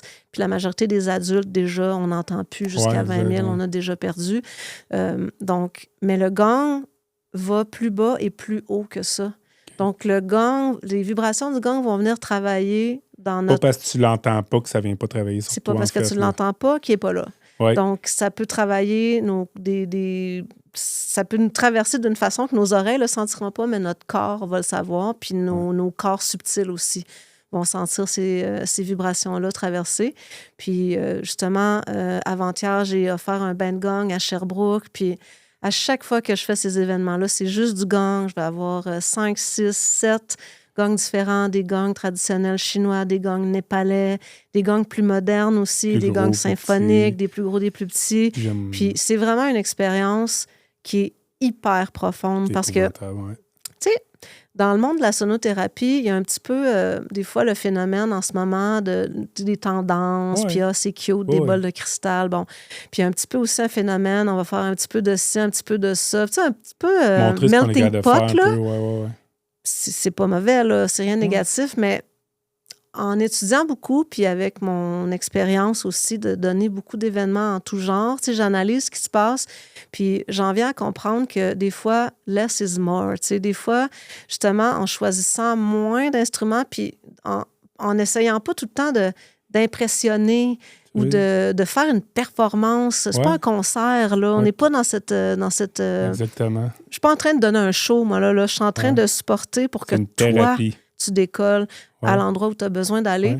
Puis j'ai découvert que le gong, pour moi, en tout cas, c'est l'un des plus efficaces pour faire ça parce que c'est un instrument qui est comme tellement enveloppant dans ses fréquences, puis que ça t'emmène vraiment dans un voyage, puis ça peut aller loin. J'aimerais ça qu'on explique justement le gong, là, parce que 99,9% des gens pensent à gong, ils pensent que tu donnes juste un coup de gong. Non, mais pas vrai. Puis même moi, avant, tu m'aurais parlé de ça, puis j'aurais pensé que tu donnes juste un coup de gong, puis c'est boing. Puis là, attends, je vais aller écouter 1 heure de temps quand on va me faire boing, boing. Non. C'est un gong, là, ça a beaucoup plus de qu'on pense. Là. Tu juste explique-les, là. Je vais te laisser l'expliquer, mais je veux juste, parce que là, depuis tantôt, moi, je le sais de quoi tu parles, mais je le sais qu'il y a quelqu'un qui est en train de t'écouter en ce moment qui fait « OK, mais j'ai pas envie qu'elle me tapoche une casserole pendant 1 heure. » Non, c'est pas qu'est-ce que tu penses, un gong. T'as tellement raison, c'est ça, le gong. Parce que t'es vraiment deep là-dedans, fait que tu te rappelles pas que avant, il y a beaucoup de gens qui savent pas exactement qu'est-ce que ça fait un gong dans la vie. On pense à un film chinois qui tapoche d'un gong. Exactement, c'est ça. Le gong, là, c'est tellement tellement loin de ce stéréotype-là qu'on a, de genre un truc de métal qu'on donne un bon gros coup dessus, puis c'est ça qui est ça. Là. C'est que le gong, puis surtout que là, maintenant, il y a toutes sortes de différentes sortes de gongs, des différentes provenances. Forme, texture, matériaux, j'imagine? Les matériaux aussi, selon le matériau utilisé, vont avoir différentes caractéristiques sonores, différentes possibilités thérapeutiques. Mais le gong, c'est un instrument qui est hyper riche, qui a tellement de possibilités, tellement de fréquences, comme j'ai dit tantôt, son range, son registre de fréquences est extrêmement vaste. Puis, selon les techniques qu'on utilise, les maillets qu'on utilise, on peut aller chercher autant des sons hyper graves. Tu sais, justement, le bon vieux coup de gong, là, moi, j'en fais jamais. Non, c'est pas comme ça qu'on le joue. Non, parce que ça serait pas agréable. Là, je vais être stressée plus que d'autres choses. Non, le gong est un instrument qu'on peut utiliser hyper en douceur, qui va créer des drones hyper riches en fréquences, puis qui va vraiment comme venir créer des vagues qui vont avoir un effet d'étirement du système nerveux. Puis là, on se pratique à aller un petit peu plus loin, on revient un petit peu plus loin, on revient. Puis comme les fréquences et les vibrations sont tellement profondes et tellement riches, puis après ça, c'est ça, il y a des milliers de différents types de sons qu'on peut aller chercher avec un gong. Ça peut être tellement musical. Puis quand on rentre là-dedans, en plus, parce que chaque gong est accordé d'une certaine façon. Donc, en agençant des gongs ensemble, on peut aller chercher des intervalles, on peut faire de la mélodie, on peut faire du rythme, on peut jouer, c'est parce que tu peux l'utiliser comme un drum de métal. Tu peux faire des gros beats, là. C'est vraiment incroyable ce qu'on peut faire avec le gong. Donc, quand tu connais bien ta technique, puis moi, c'est mon instrument qui me passionne le plus, là, j'ai fait plus... Ça paraît pas pantoute. Non, pour vrai, ça paraît. Outre ma formation que j'ai faite en Angleterre, j'ai fait 2 autres formations de gong spécifiquement. Une avec un Américain qui s'appelle Mike Tamburo, qui est le prodige du gong aux États-Unis, qui est un musicien extraordinaire qui amène le gong à un autre niveau. Lui, ses concerts, c'est plus des concerts là, que des séances de sonothérapie, là. Il est dans une espèce de cage remplie de gongs. Il y a des gammes, il fait des musiques incroyables. Sa musique, c'est magique. Donc, j'ai étudié avec lui, il m'a vraiment appris beaucoup. Puis ça, c'est du côté vraiment plus musical. Puis comme je suis percussionniste à la base, musique, ça me parle, tu sais, parce que je pense avoir... Parce que ça, j'en ai pas parlé, mais tu sais, un des points très importants pour moi aussi, c'est la musicalité. Puis je veux pas dire que quelqu'un qui a jamais fait de musique peut pas devenir un bon thérapeute du son. C'est peut-être possible, c'est sûrement possible, parce que peut-être que cette personne-là a d'autres dons, une autre approche, va amener une autre façon à la sonothérapie. Mais en tant que musicienne, j'ai envie de dire que je pense que c'est un atout précieux. Bien, le chemin va être plus long si tu pars de zéro, là, si tu n'as jamais joué aucun instrument, si tu ne connais pas un peu c'est quoi la musique, à part à l'écouter, le chemin risque peut-être d'être plus long. C'est parce que c'est comme dans n'importe quoi, c'est qu'il faut pratiquer beaucoup. Fait que c'est sûr que moi, ça fait 20 ans que c'est ça que je fais dans la vie, jouer des percussions. Fait que quand je suis arrivée dans la sonothérapie, j'ai l'impression, j'ose espérer, que ça m'a donné des atouts supplémentaires pour bien utiliser ces instruments-là de façon musicale aussi, de façon agréable, tu sais. Puis, donc, c'est quelque chose que j'ai le goût de mettre de l'avant aussi, là. Mon expérience musicale, je pense qu'elle est précieuse dans l'équation. Exactement. Puis, avec le gong en particulier, comme la façon que je l'utilise, je pratique beaucoup, j'ai plein de techniques que j'ai appris à maîtriser. Puis c'est toute la façon de les agencer aussi qui est un gros... En fait, c'est artistique. Là. C'est super on va se le dire, artistique. C'est artistique. Là. C'est pas, tu peux pas lire un livre comment jouer du gong ou comment faire... Puis tu sais comment. Là. Exactement. C'est ultra artistique. Il y a du monde qui ne seront jamais capables, puis il y en a d'autres qui vont l'avoir en 2 semaines, ce que l'autre va avoir fait en 10 ans. C'est là. ça. Puis c'est là que il y a plein d'approches comme dans n'importe quoi, puis elles sont toutes valides, mais pour moi... quand j'ai découvert la sonothérapie puis que j'ai commencé à explorer, j'ai eu l'impression que c'est comme si c'était la somme de quelque chose de scientifique, d'artistique et de thérapeutique en même temps. Puis c'est comme ce triangle-là, pour moi, c'est tout, là. C'est toute ma vie. Ben oui, c'est l'œuvre de ta vie et ça ressemble toujours à ça. C'est ça. Fait que c'est comme ça que je le vois, ma façon d'aborder la sonothérapie. c'est très créatif, c'est très artistique. Je fais des chansons, je chante des chansons aussi dans mes événements sonores, souvent à la fin. Je vais écrire des chansons aussi spécifiquement pour les thèmes, selon le thème qu'on explore cette soirée-là. Souvent, je vais écrire des chants méditatifs, mais customisés pour l'occasion. Ça, c'est ma touche personnelle parce que j'aime ça aussi, rendre l'expérience unique, tu sais. Ben oui. Puis d'avoir un aspect très scientifique là-dedans. Je suis quand même une personne qui a un côté très terre à terre. Moi aussi, j'aime ça, avoir du data puis savoir que on n'est pas juste dans un truc ésotérique, là. J'aime ça, moi, des vraies informations. Fait que ça, c'est quelque chose qui est important pour moi dans mon approche. Puis après ça, tout l'aspect de la santé, du bien-être, puis ce que j'ai découvert dans ma guérison. Fait que pour moi, quand je me suis rendu compte que la sonothérapie, c'était ce triangle-là, je me suis dit, mais ça, c'est mon triangle. Je me mets au milieu, puis on partage ça. Je suis là. Puis c'était pas un coup de tête de rentrer là-dedans. Non, c'est ça. Puis ça devient quelque chose de plus en plus important dans mon équilibre musical parce que j'ai beaucoup de demandes, je fais beaucoup d'événements, ça va super bien. Cet été, je fais des festivals, je vais jouer à différents festivals, offrir des bains sonores aussi, des événements. Je pense que dans le futur, probablement que je vais être appelée à rassembler mes deux personnalités musicales dans quelque chose qui va peut-être être un peu plus... justement, une jonction de tout ça, là, d'amener la sonothérapie dans la musique, puis d'amener la musique dans la sonothérapie, puis de pouvoir partager ça d'une façon qui est comme très artistique, très accessible, mais aussi très thérapeutique. Oui, ben moi, je vais te faire une confidence. Je t'ai dit avant, off-cam, puis tout, puis c'est de quoi qui me touche vraiment, la sonothérapie, j'aime ça.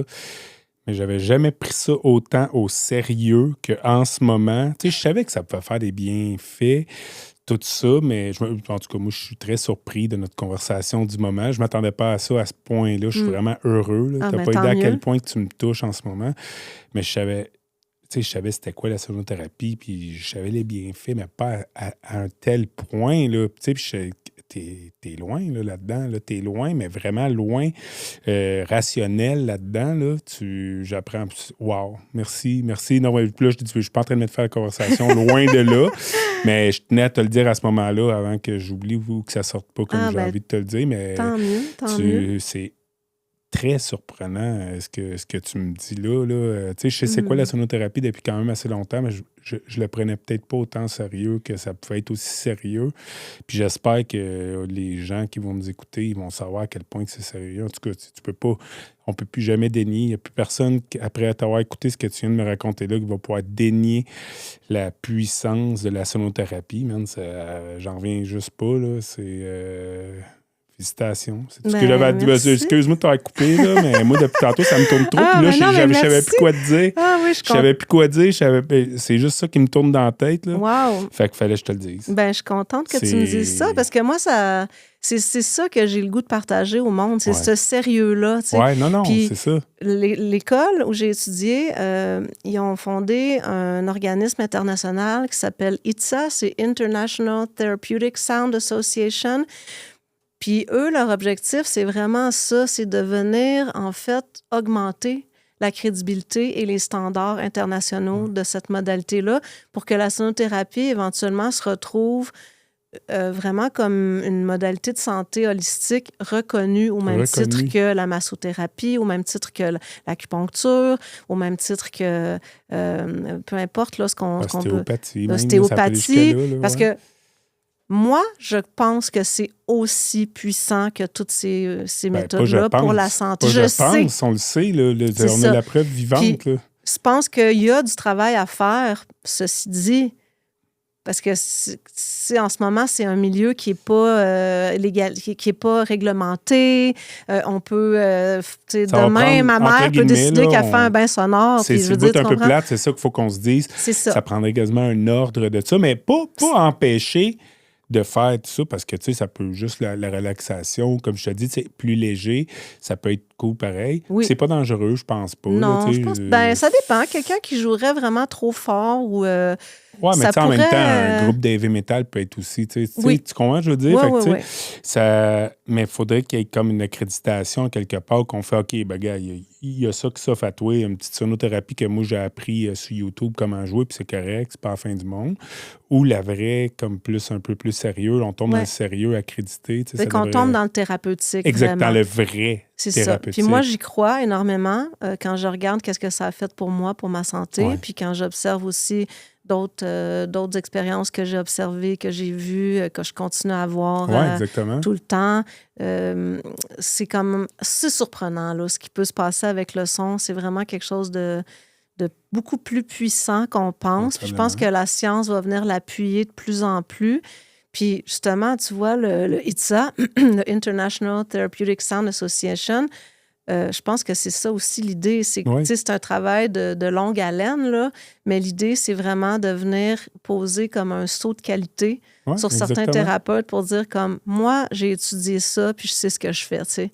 Puis je pense que j'ai développé, tu sais, ça fait peut-être 1 an, mais pas plus que ça, là, que je commence à avoir vraiment cette confiance-là, d'avoir le sentiment que je sais vraiment ce que je fais quand je fais ça, puis d'avoir le sentiment que je me sens vraiment... Je sens que je fais bien ça, tu sais. Puis je vois les résultats sur les gens, puis ça me surprend à chaque fois, puis je trouve ça magnifique, puis je pense que ça a besoin d'être validé, tu sais, pas juste moi, là, mais je veux dire, ceux qui font ça vraiment, qui vont au bout de l'affaire, puis, tu sais, comme par exemple, cet institut-là dont je fais partie, m'exige, puis c'est un choix personnel. Moi, je choisis d'être membre de ça parce que je veux cette crédibilité-là. J'ai envie de la mettre de l'avant parce que j'ai envie que la sonothérapie soit respectée à sa juste valeur, puis que les gens aient le goût de l'essayer aussi, ceux qui ne connaissent pas ça, puis qui se disent « Ah ouais, il paraît que ça marche ça, OK, on va l'essayer. » Qui sait, peut-être que ça va sauver la vie de cette personne-là ou que ça va l'aider à guérir ou peu importe ce qu'il a besoin à ce moment-là. Fait que tu vois, moi, dans mon membership, avec cette association-là, je dois faire un minimum de 20 heures par année de formation continue. Je dois avoir des assurances responsabilités. Parce que pour moi, c'est sérieux parce qu'on On est en train d'agir sur le système nerveux des gens.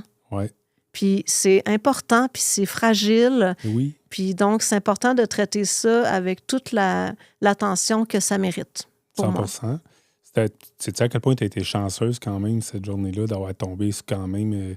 peut-être la personne avait moins de formation que toi aujourd'hui, mais c'était bien fait quand même. Là. Dans le fond, c'était fait dans la règle de l'art, entre guillemets, là, comme on peut dire.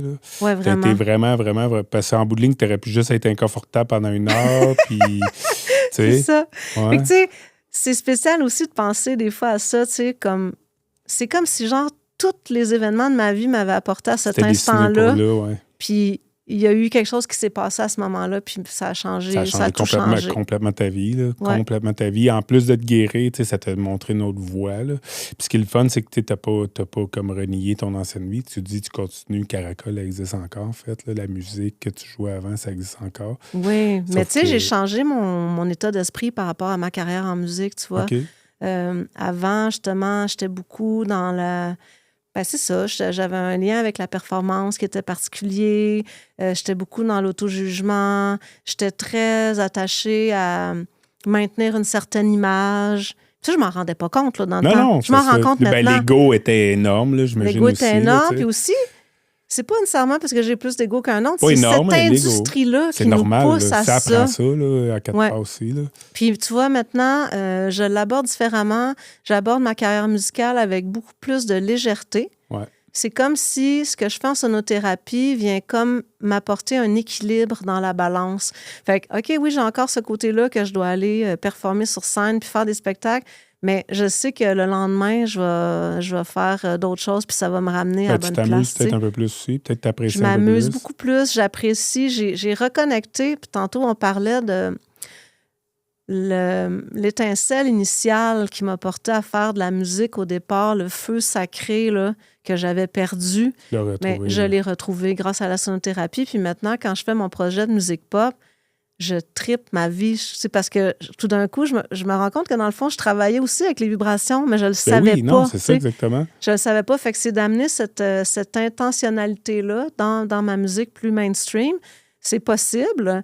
Puis, tu vois, mon voyage au Brésil que je viens de faire, là-bas, j'ai écrit beaucoup de musique. Puis, je pense que mon prochain projet de musique va être vraiment là, au croisement là, de la musique pop puis de la sonothérapie, comme si... Tu intègres les deux ensemble un peu. Il va y avoir du gong, tu sais, comme on parlait de Pink Floyd tantôt, mais tu sais, je veux amener le gong dans ma musique populaire parce que je veux vraiment que les deux mondes se croisent parce que je trouve que ça mérite de ne pas rester seulement dans un milieu fermé, niché de wellness. Ni d'un bord, ni de l'autre. Ni d'un bord, ni de l'autre. Ouais. Fait que, tu sais, j'ai le sentiment que c'est nécessaire pour les deux mondes. Oui. Comme dans tout, je pense que c'est pertinent pour tous les mondes de s'ouvrir aux autres, tu sais. Oui, non, 100%, c'est ça, exactement. Mais si tu aurais le choix, c'est quoi que toi qui, à ce moment, c'est plus sonothérapie ou plus ta carrière de musique? C'est plus la sonothérapie, toi, en ce moment, là, qui est ton... Bien, je te dirais que c'est vraiment une question difficile que tu me poses là parce que les deux sont très importants puis je pense que les deux font vraiment partie de moi beaucoup. C'est sûr qu'en ce moment, mon cœur est vraiment dans la sonothérapie, là, puis ma passion, parce que c'est tout un monde de connaissances nouvelles aussi, tu sais. Sans limite aussi, on pourrait dire, peut-être? Sans limite aussi, on peut dire, Sans peut-être? limite, parce que ça me... c'est les possibilités des mondes qu'on touche dans le subconscient, c'est ça aussi, tu sais, c'est tout l'aspect...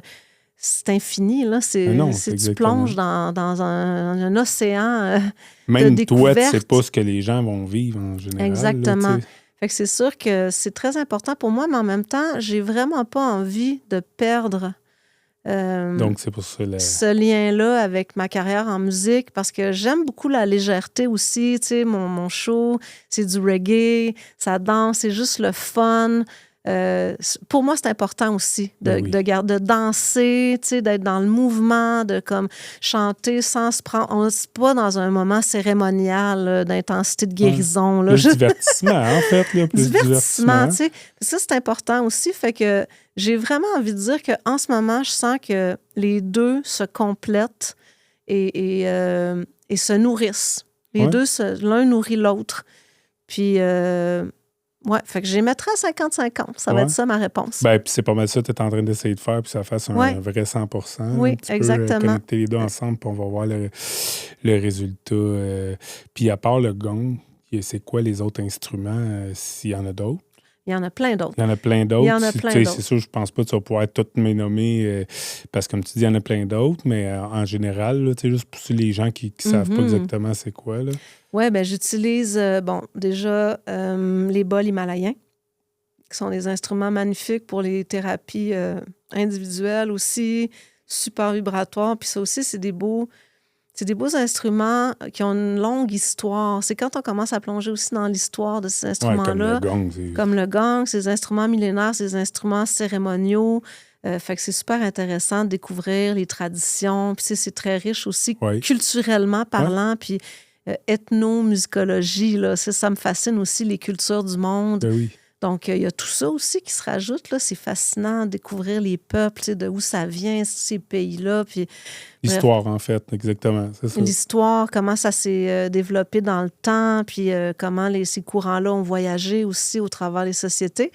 Mais donc, les bols himalayens, j'utilise ça. J'utilise le gong, le tambour, beaucoup. Toutes sortes de tambours, mais comme je suis percussionniste, puis pour moi, le rythme aussi a un potentiel d'amener les gens en transe très efficacement. Fait que j'utilise le tambour, différents types de tambours, mais beaucoup le tambour à main ou des gros tambours basses pour vraiment là, amener dans la vibration. Le gong, j'utilise les instruments de cristal, les bols de cristal entre autres, mais il y a d'autres, des harpes de cristal, des pendules de cristal. De cristal, j'imagine, choses comme ça, J'utilise la voix, beaucoup. OK, oui, comme tu disais tantôt. Le shruti box, des instruments indiens, beaucoup de percussions aussi, beaucoup de différentes percussions qui sont comme très texturées. En fait, tu vois, comme ça, je le regarde depuis tantôt, là, le chapaka, ça, c'est des sons de la nature, tu sais. Des sons... J'utilise beaucoup d'instruments qui sont faits avec des feuillages ou des graines d'arbres, tu sais. Ça, j'aime beaucoup ces sons-là. Je trouve que ça... on pourrait dire, là, pour vulgariser. Oui, pour vulgariser. Des shakers qui sont faits avec des matériaux naturels. Ça vient vraiment nous chercher d'une façon comme... très primale, on va dire, ces sons-là. C'est apaisant aussi. Oui, c'est apaisant, puis c'est dans notre ADN. C'est fait avec des matériaux bruts, ça n'a pas été transformé. Puis d'ailleurs, c'est ça.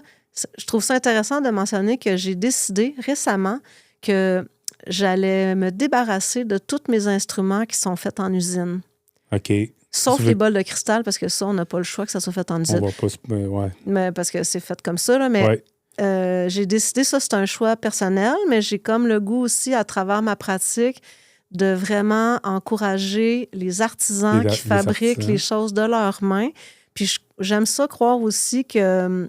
L'intention, l'énergie qui a été mise comme dans la fabrication. Tantôt, on parle de l'intention, mais l'intention, elle part pas d'une usine, puis ça a été fait comme le verre qu'on a ici. Exactement. Là. Fait que, je pense que ça, c'est un choix personnel, mais comme je trouve que consommer, c'est voter, là, comme on dit. Là. Fait que, dans le choix de mes instruments, j'ai envie d'avoir l'intention, l'énergie, le travail d'une personne qui a... Puis ça m'est venu suite à quand j'ai fait le Gong Camp, ma formation aux États-Unis de gong, où on a eu une grosse présentation sur la façon dont les gongs sont fabriqués de façon traditionnelle.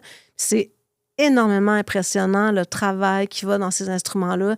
C'est martelé à la main, dans le feu, à rouge. Ça demande de la force, c'est incroyable, là, le travail. Du savoir. C'est comme des forgerons, là, qui font ça, puis ça tape fort. C'est dur à construire un gong.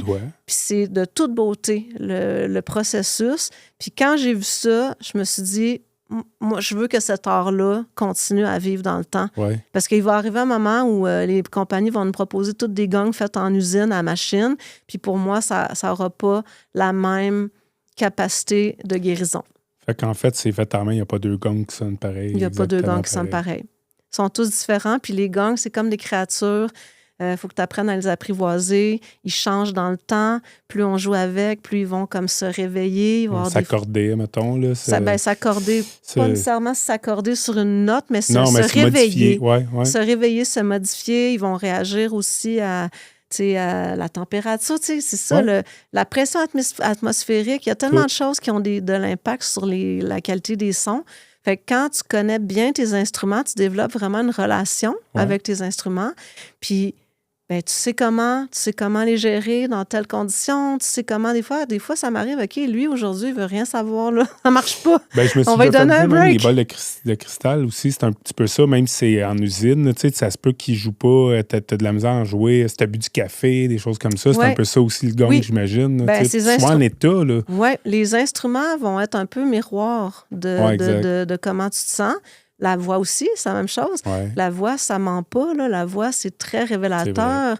Fait que, tu sais, c'est d'être à l'écoute de ça, puis d'adapter en conséquence, puis de voir, OK, qu'est-ce qui se passe aujourd'hui avec ça, puis de savoir s'adapter au moment présent, à l'énergie présente. Puis là, on parle par rapport à moi en tant qu'instrumentiste, mais des fois, c'est par rapport à des gens dans la salle. Des fois, la vibe est bizarre, puis qu'est-ce qui se passe, puis tu sais, comme, qu'est-ce que je fais avec ça, puis il faut trouver une solution, tu sais.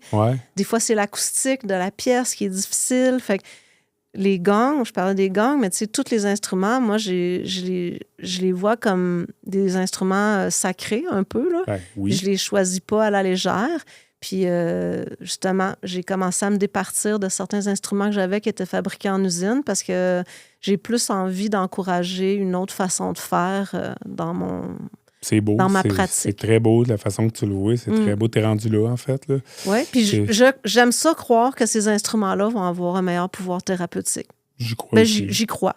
J'y 100%. crois vraiment. L'intention, t'arrêtes pas, tu nous as parlé depuis le début de l'intention, puis je pense que l'intention, elle commence avant même l'achat ou la découverte de ton instrument, là, l'intention. Fait que la personne qui l'a fabriqué, qui a passé des heures, des semaines, peu importe, à fabriquer un instrument de ses mains, l'intention était la même que toi, tu vas faire pour le jouer. T'sais. Puis non seulement ça, mais tu sais, ça va encore plus loin que ça. Puis ça, je pense beaucoup à ça. Non seulement avec les instruments de musique, mais avec tout, c'est la provenance de la matière première. Tu sais, un gong, c'est fait avec du bronze. C'est des minerais qui ont été minés, qui viennent de la terre, qui viennent des profondeurs. On les fond avec du feu, qui est comme un élément, genre, tellement important dans l'évolution de l'homme. Puis on l'oublie, ça, en ce moment, tu sais. Fait que pour moi, c'est comme de me rappeler de tout ça.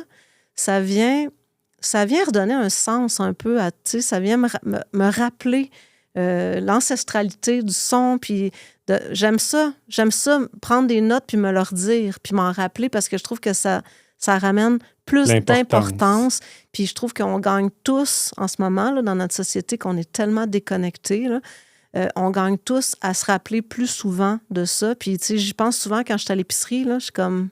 Qu'est-ce que tu achètes? Ça vient de où? C'est quoi que j'achète? C'est quoi ce légume-là? Puis est-ce que je peux favoriser de choisir un légume qui a été peut-être cultivé par une personne qui a mis ses mains dans la terre, qui a un rapport... Autant pour ta santé que la personne. Autant pour ma santé que pour la santé du monde entier, parce que pour la façon de consommer, on parlait tantôt du cacao, c'est la même chose. C'est de se rappeler que quand on consomme quelque chose, il y a toute une chaîne en arrière de ça. Puis on a tendance, nous, on est à l'épicerie, puis on se pose pas de questions, puis on magasine nos affaires. Mais tu sais, ça change tout. Ça change tout quand tu commences à penser à ça. À chaque fois que tu manges, de penser à la chaîne qui est en arrière, puis à quel point c'est précieux. Là, une consommation consciente, en fait. C'est ça, une consommation consciente. Ça, c'est relativement aussi nouveau dans ma vie, là, mais c'est vraiment quelque chose qui devient de plus en plus important, puis j'ai goût d'insuffler cette même mentalité-là dans la sonothérapie, puis dans tout, finalement. Bien, il n'y a aucune négativité là-dedans, là, à part que ça va peut-être te coûter beaucoup plus cher, mais la qualité, ça n'a pas de prix. C'est ça, c'est exactement. Parce que du cheap, ça ne dure pas longtemps, puis ça fait pas beaucoup de bien. Non, exactement, c'est ça. En fait, un gong, ça peut se fabriquer en usine, comme tu dis, c'est quasiment un bout de métal plié, quasiment, en fait. Mais ça sonne pas bien, tu sais. Non, ça doit pas. Puis même, justement, les instruments, puis c'est spécial parce que quand j'ai pris cette décision-là de commencer à me débarrasser de mes instruments faits en usine, je me suis aussi rendu compte, en analysant mon utilisation, que ces instruments-là, je les utilisais pas. Pourquoi? Parce que quand je les utilise, ils n'ont pas l'effet désiré autant. Il y a quelque chose qui n'est pas aussi vrai. Il y a quelque chose... Je ne suis pas portée à aller vers ces instruments-là. Il y en a qui sonnent bien pareil. Ça peut, je ne dis pas que tout le monde est obligé d'aller aussi puriste que moi, là. Mais c'est que quand tu veux vraiment... Tu as vu mon niveau de sérieux puis d'intensité. Ouais, non, toi, moi, je vais au bout de l'affaire. Puis je constate que ces instruments-là que j'ai achetés peut-être moins cher ou qui sont plus usinés, faits en série, ils n'ont pas le même potentiel. Pas le même son, puis pas le même... l'intention, c'est ça. L'intention n'était pas là en partant. C'est ça. Puis je pense qu'on n'en a pas parlé. La sonothérapie, c'est donné à tout le monde. D'aller participer, pas d'en jouer, là, participer à... Tu veux dire dans la capacité d'aimer ça ou tu veux dire... Non, d'en participer. Moi, mettons, là, tu sais, y a-tu des gens que c'est pas conseillé d'aller participer? Ah, OK, pour les contre-indications. Ouais. Ben, il n'y a pas beaucoup de contre-indications, mais il peut y en avoir certaines. Comme, disons, une personne là, qui est en crise psychotique sévère, un épisode, par exemple, de bipolarité ou je ne sais pas, une crise de schizophrénie, tu sais, on ne va pas recommander à ces personnes-là parce que sont peut-être pas... On ne peut pas savoir, tu sais, qu'est-ce non, il y a besoin de médication. C'est ça, c'est ça. Fait que, tu sais, c'est sûr que dans des cas extrêmes comme ça, bien, ceci dit, moi, je serais ouverte à expérimenter. Mais tu sais, des fois, c'est par rapport à la protection du thérapeute aussi. Puis on sait pas. C'est ça. Il y a des inconnus. Fait que... Mais bon, sinon, tu sais, il y a différentes théories là-dessus. Puis encore, tantôt, on en parlait. C'est comme c'est un champ d'activité qui, pour le moment, n'est pas réglementé. Officiellement, il n'y a pas vraiment de contre-indication.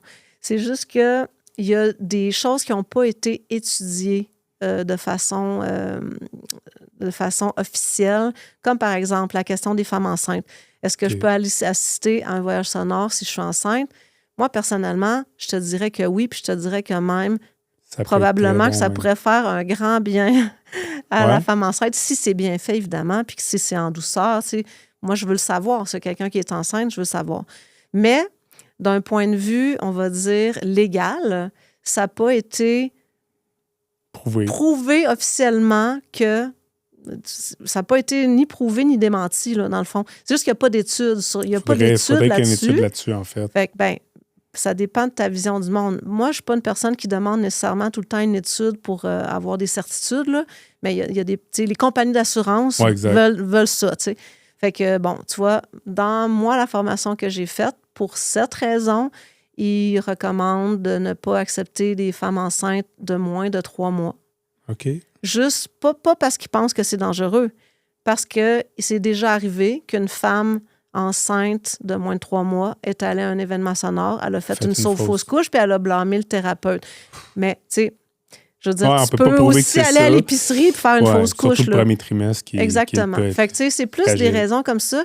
Sinon, les contre-indications, à part ça, c'est vraiment, tu sais, il y a certaines personnes aussi, des fois, qui sont dans un épisode vraiment critique, là, une fragilité émotionnelle extrême. Je pense pas que c'est contre-indiqué, mais que ça peut les amener... ça dépend de la circonstance dans laquelle le soin est donné. Tu sais, tu veux pas non plus amener une personne qui est extrêmement vulnérable dans une situation de groupe. Tu veux maintenir une belle balance pour tout le groupe. OK. Fait que, tu sais, c'est plus des fois dans ce sens-là ou pour certains cas, je suggérerais plus une approche personnalisée, individuelle. Oui, admettons, tout ce que tu veux expliquer, c'est admettons pas quelqu'un qui se mette à pleurer fort, crier, puis que là, c'était les autres, c'était pas ça, puis là, ça pourrait comme changer un peu tout. Ça pourrait débalancer, mais tu sais, on n'est jamais à l'abri de ça, ça peut arriver. Oui, bien, puis ça peut arriver quelqu'un qu'on s'entendait pas. Là. C'est ça, ça peut arriver, tu sais, que quelqu'un parte aussi en crise de panique ou que ça vienne chercher une émotion vraiment forte. Moi, ça m'est pas vraiment arrivé des crises de panique, mais tu sais, des gens qui ont des réactions imprévues, là, des fois, ça peut arriver. Fait que, tu sais, pour les personnes qui sont dans un état de très grande fragilité, j'aurais tendance à peut-être suggérer, ou surtout si tu n'as jamais essayé ça puis que tu ne sais pas comment tu vas réagir, peut-être commencer avec un soin personnalisé pour vraiment pouvoir l'aborder dans une douceur extrême. Tu sais, c'est plus soit adapté aussi à toi, peut-être. Là. Tu sais, la personne, justement, à extrême vulnérabilité. Désolé, je la misère à le dire en ce moment. Mais que ça soit adapté à lui-même, là, justement, que ça soit pas juste général, thématique. Non, exact. C'est ça, tu as besoin. De pouvoir vraiment aussi offrir un support vraiment personnalisé à la personne, de pouvoir, autant physiquement s'il y a besoin ou émotionnellement, si la personne tout d'un coup se met à pleurer ou peu importe, de pouvoir lui laisser son espace, tu sais, que la personne ne soit pas confrontée à être devant un groupe. C'est peut-être pas ça qu'elle a besoin, là, d'être devant un groupe. J'avais pas vu ça même, mais non, c'est parfait. Puis côté âge, y a-tu comme on peut pas être trop vieux, j'imagine, pour... Non, en autant que tu sois capable d'être confortable dans les conditions, ça dépend des salles, là, tu sais. Moi, j'aime ça faire ça dans des salles vraiment confortables avec des beaux petits matelas. Mais il y a souvent des personnes quand même assez âgées qui viennent. En autant que la personne est capable d'être confortable, tu sais, dans la position qui lui convient aussi. C'est couché, c'est ça aussi, c'est une autre question. C'est couché absolument ou ça peut être pas assis? Absolument. Okay. Il y a des fois des personnes qui aiment ça être en position assise, c'est plus comme en position de méditation. Souvent, la majorité des gens vont aimer s'étendre. Ça va leur faciliter vraiment de détente plus profonde. Exact. Mais j'en ai des gens, des fois, qui viennent assis. La salle où je donne mes événements aussi, ils ont des chaises zéro gravité. Fait que ça, des personnes, justement, des fois, qui ont mal au dos, qui ne sont pas confortables au sol, ils aiment ça être là-dedans. Ça, c'est super. Il y a des salles où j'ai joué qui avaient des gros poufs. Il y a une place où je joue des fois, ils ont un genre de gros matelas aussi. Fait que les gens se couchent là-dedans. Il n'y a pas de position qui est prescrite officiellement. C'est ça, exactement. C'est pas obligatoire d'être couché ou assis. Là. La bonne position, c'est ta position dans laquelle tu es confortable. Puis, tu sais, des fois, les gens pensent aussi qu'on est obligé de rester immobile. Pas nécessairement. Si tu as besoin de bouger, à un moment donné, tu n'es plus bien. Des fois, tu changes de position, puis c'est parfait. Là. Je pense que c'est important de s'écouter dans notre expérience, puis d'être bien. D'être bien, tout simplement. De réussir à se laisser aller, c'est ça aussi. C'est ça. Il faut que tu te mettes les conditions gagnantes pour toi pour être capable de te laisser aller. Ça, de penser à rien, puis de te laisser aller, de te laisser guider un peu par la vibration. Ouais, exactement. Puis pour les âges, tu vois, il n'y a pas d'âge prescrit. Les enfants, des fois, les gens me posent la question, est-ce que c'est bon pour les enfants? C'est certain que c'est bon pour les enfants. Après ça, les enfants n'ont pas la même capacité de concentration ou de tranquillité. Des fois, tu sais, ça va dépendre, c'est du cas par cas. Fait qu'il peut y avoir Moi, j'en ai des fois des enfants ou des adolescents qui viennent dans mes séances. Souvent, ils s'endorment. Quand ils s'endorment profondément. Puis, je me rappelle, dernièrement, il y a un ado là, de 13 ans qui est venu, là, son père, la soirée du Lotus Bleu, justement. Son père m'a dit, j'ai jamais vu ça. Il était tellement loin, il a eu de la difficulté à réveiller, là. C'était incroyable. L'enfant était parti C'est là, ça qu'il dans avait un besoin à ce sommeil moment-là. deep, deep, deep. Fait que c'est super intéressant de voir ça aussi. Les enfants vont souvent mettre un peu plus longtemps avant de se calmer, mais une fois qu'ils se calment, ils vont partir vraiment, vraiment loin. Ça leur fait généralement beaucoup de bien. Des fois aussi, il y a des enfants pour qui c'est trop d'immobilité, là, Oui, ils ont non, non, besoin de ça peut. gigoter. Eux autres, ils n'ont pas compris Ils sont pas rendus là. Ouais, Des fois, ils non. sont pas rendus là, puis c'est vraiment correct. C'est pas une expérience qui a été développée premièrement pour les enfants, Non. là, un voyage sonore, mais il y a des enfants qui s'adaptent très bien à ça puis qui adorent ça. D'autres, moi, si j'avais à donner, par exemple, un atelier dans une école pour les enfants, dans un contexte de groupe, j'essaierais pas de leur faire vivre un voyage sonore méditatif, là, parce que je pense que ça serait pas accessible facilement à tous. J'irais beaucoup plus dans un court moment méditatif, Plus puis après court. ça, je les ferais toucher, puis je les ferais participer, puis je les ferais plus Comprendre ce que connecter c'est. avec l'aspect de la vibration, comment apprivoiser un peu cet univers-là. Ça serait plus mon approche avec les enfants. Mais c'est du cas par cas. Oui, non, exactement, mais ça valait la peine de poser la question, Ouais. là, tu sais, qu'il y a quelqu'un qui t'écoute puis qui dit « Ah, ben, tu nous aurais expliqué pour X raison, c'est pas conseillé pour tel genre de personne. Ah, OK, ben finalement, c'est conseillé pour 99,9% Vraiment. de C'est de l'être conseillé pour n'importe qui quand le thérapeute sait ce qu'il fait, tu sais. Très En important. gros. Non, c'est ça. Comme je te dis, même moi, là, tu sais, j'avais jamais pris ça autant au sérieux. Puis je suis agréablement surpris de Ouais. savoir le sérieux du sujet, en fait, là, de ce que ça peut faire puis de ce que ça peut être. Je m'attendais pas à ce que c'était assez puissant. Tu sais, Puis tu vois, c'est la beauté du podcast. c'est super intéressant. C'est un monde, tu sais, infini, là, aussi, là. Je suis en train de terminer une 3e formation avec un homme qui vient de l'Espagne, qui, lui, c'est très, très spirituel, sa formation. Ouais. J'aime ça aller chercher différents types de formations pour compléter mon approche. Puis lui, il travaille beaucoup avec le gong. Puis je suis en train d'étudier un module sur comment supporter les personnes dans un processus de deuil avec le gong. Puis le monsieur a étudié énormément la psychologie. Tu sais, comme là, ça va plus loin que juste la sonothérapie. Ouais.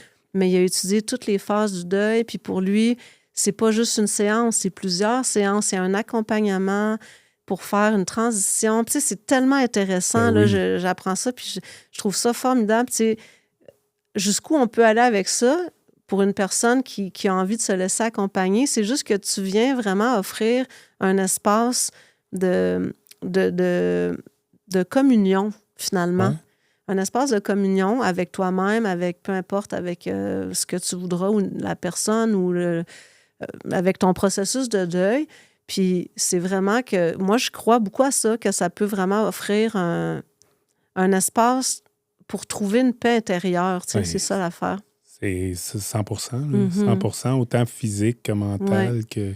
Même chose avec, tu vois, par exemple, il y avait un module que j'ai pas fait ça encore, mais j'attends le moment, j'attends que peut-être il y a quelqu'un qui va m'envoyer son ado, mais parce qu'il y a tout un module que je viens d'étudier sur la thérapie avec le gong pour les adolescents là, qui sont en crise d'adolescence. Ouais. L'idée, c'est d'offrir un moment où on n'est pas en train de juger quoi que ce soit, on n'est pas en train d'essayer d'expliquer quoi que ce soit, je te dis pas quoi faire. C'est comme une thérapie qui est tellement en subtilité puis en douceur. C'est plus pour guider la personne à trouver elle-même ses réponses. Ouais. Puis c'est pour ça que le titre facilitateur du son, c'est un terme que j'aime beaucoup parce que je pense que l'idée, c'est vraiment d'être comme un canal pour que la personne se retrouve. Tu sais. Ouais. Puis je pense que pour un ado, ou tout ce qu'on essaie de faire avec un ado, c'est de l'envoyer chez le psy, de l'envoyer je sais pas trop, faire du travail, de tout le temps parler ou exprimer. Puis des fois, on a juste besoin de rien. On le garnotte d'un bord puis de l'autre, entre guillemets. C'est ça. Puis tout ça est positif. Je pense que tout ça peut travailler de concert. Ouais. Mais je pense que d'offrir à un ado un moment où il n'y a pas de compte à rendre, en fait. C'est ça l'affaire avec la sonothérapie. Il n'y a pas de compte à rendre. Puis ça, c'est vraiment précieux aussi. C'est ça que je disais tantôt, c'est pas dur assister, tu n'as pas un travail énorme à faire, puis tu vas avoir des questions, puis... y a-tu un partage toujours, toi, après, ou de la parole après? Bien, j'aime ça le faire. C'est-tu obligatoire? Non, pas quelqu'un du qui peut tout. dire, c'est ça, on a le droit de dire, j'ai pas envie de parler. Au contraire, moi, le moment de partage, je sais que quand je vais à une séance de tonothérapie, des fois, j'ai pas le goût de partager. J'ai juste le goût de rester dans le silence. Puis moi, quand je fais mes événements, j'aime ça, ouvrir cette porte-là. Je le dis tout le temps, là, on va faire un espace de partage. Il y a des fois des gens qui ont envie de rester dans leur belle bulle de tranquillité. Vous êtes les bienvenus pour partir maintenant. Vous n'êtes pas obligés de nous parler. Puis des fois, il y en a qui choisissent de partir. Puis vous n'êtes pas obligés de parler. Non, mais il y en a qui partent, tout simplement. Ils ne sont même pas obligés de rester. Ou là. Écouter puis pas parler. Exactement. Puis des fois, il y a des gens qui ont... Des fois, il y a des super beaux partages aussi. Ouais. C'est ça, dans un contexte de groupe, tu sais. Il y a tous les styles de personnes. Fait qu'il y en a qui ont le goût de jaser, puis il y en a qui n'ont pas le goût de jaser. J'ai déjà participé à peu importe quoi, là, sans nommer, mais puis après ça, il y avait un partage obligatoire. Moi, je suis une personne très timide. Ah ouais, non. J'aime pas trop ça, moi, partager des fois. Tu sais, ça te tente pas là, de partager. Non. Puis ça devient malaisant. Tu sais, fait que ça reste dans la facilité d'aller justement vivre l'expérience, en fait. Là, t'es pas obligé après ça de partager, parce qu'il y en a des gens, des fois, sont mal à l'aise. Des fois, sont mal à l'aise. Des fois, tu as vécu quelque chose de très personnel, très intime. T'as pas envie d'en parler, là. Absolument. Non, moi, c'est jamais obligatoire. Vraiment pas, même. Je pense que, c'est parfait, ça. Comparativement aux expériences de sonothérapie auxquelles j'ai assisté, j'ai à cœur d'offrir facilement la possibilité aux gens de skipper ce bout-là. C'est parfait. Parce qu'il y en a plein qui n'ont pas le goût. Puis, non, moi, ça me met encore plus en confiance. Puis moi, ça me rend heureux parce que ça m'arrive des fois. Des fois, j'ai envie de partager, mais en général, non. Je suis une personne ultra timide. Là, on se parle un à un, mais si on serait 20, j'aime pas ça parler devant beaucoup de gens. Je comprends. Ça peut être difficile pour beaucoup de gens. Fait que je suis content qu'on en parle. Là. C'était plus personnel à moi, la question, mais je suis sûr qu'il y a d'autres gens que ça peut rejoindre de savoir que... Tu sais, des fois, il y a des gens aussi, après la séance, qui ont besoin d'un temps pour réfléchir à ce qui s'est passé. Oui. Puis des fois, quand on est tout de suite plongé dans l'expérience d'un autre, des fois, tu vas être teinté. ou tu vas perdre ton idée. Des fois, tu as eu... Moi, ça m'arrive souvent d'avoir de l'inspiration là, artistique, là, d'ouvrir mes yeux, d'avoir un titre de chanson ou, je sais pas, une image ou quelque chose, tu sais, puis j'ai besoin de partir avec ça.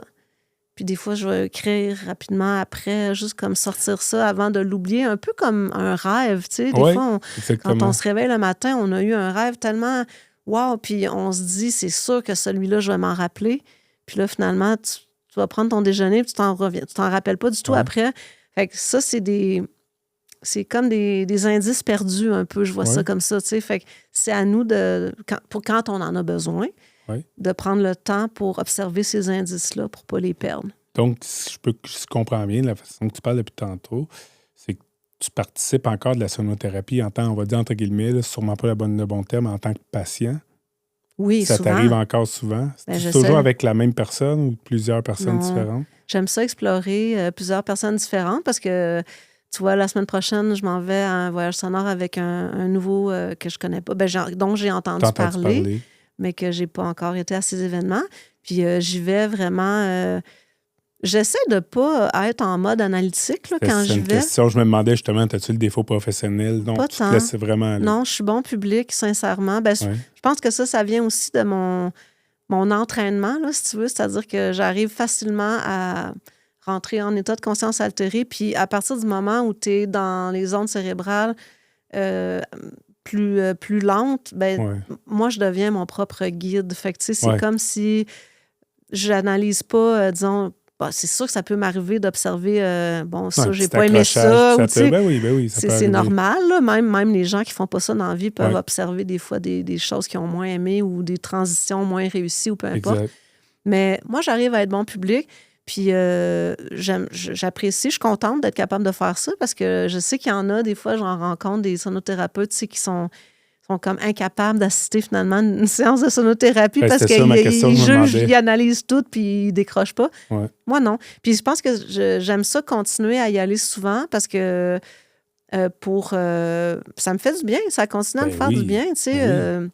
C'est pas la même chose de le vivre en le donnant que le vivre en le recevant. Fait que je valorise beaucoup ces moments-là. Puis je trouve qu'ils sont importants aussi pour nourrir ma compréhension de l'expérience vécue de l'autre côté. Comme tu vois, je fais des séances aussi, je collabore avec d'autres thérapeutes, là. Entre autres, une des personnes avec qui je collabore s'appelle Francis Dosti, c'est un facilitateur de breathwork. Puis on fait des séances sonothérapie et respiration. C'est vraiment intéressant. Puissant, là, ultra puissant.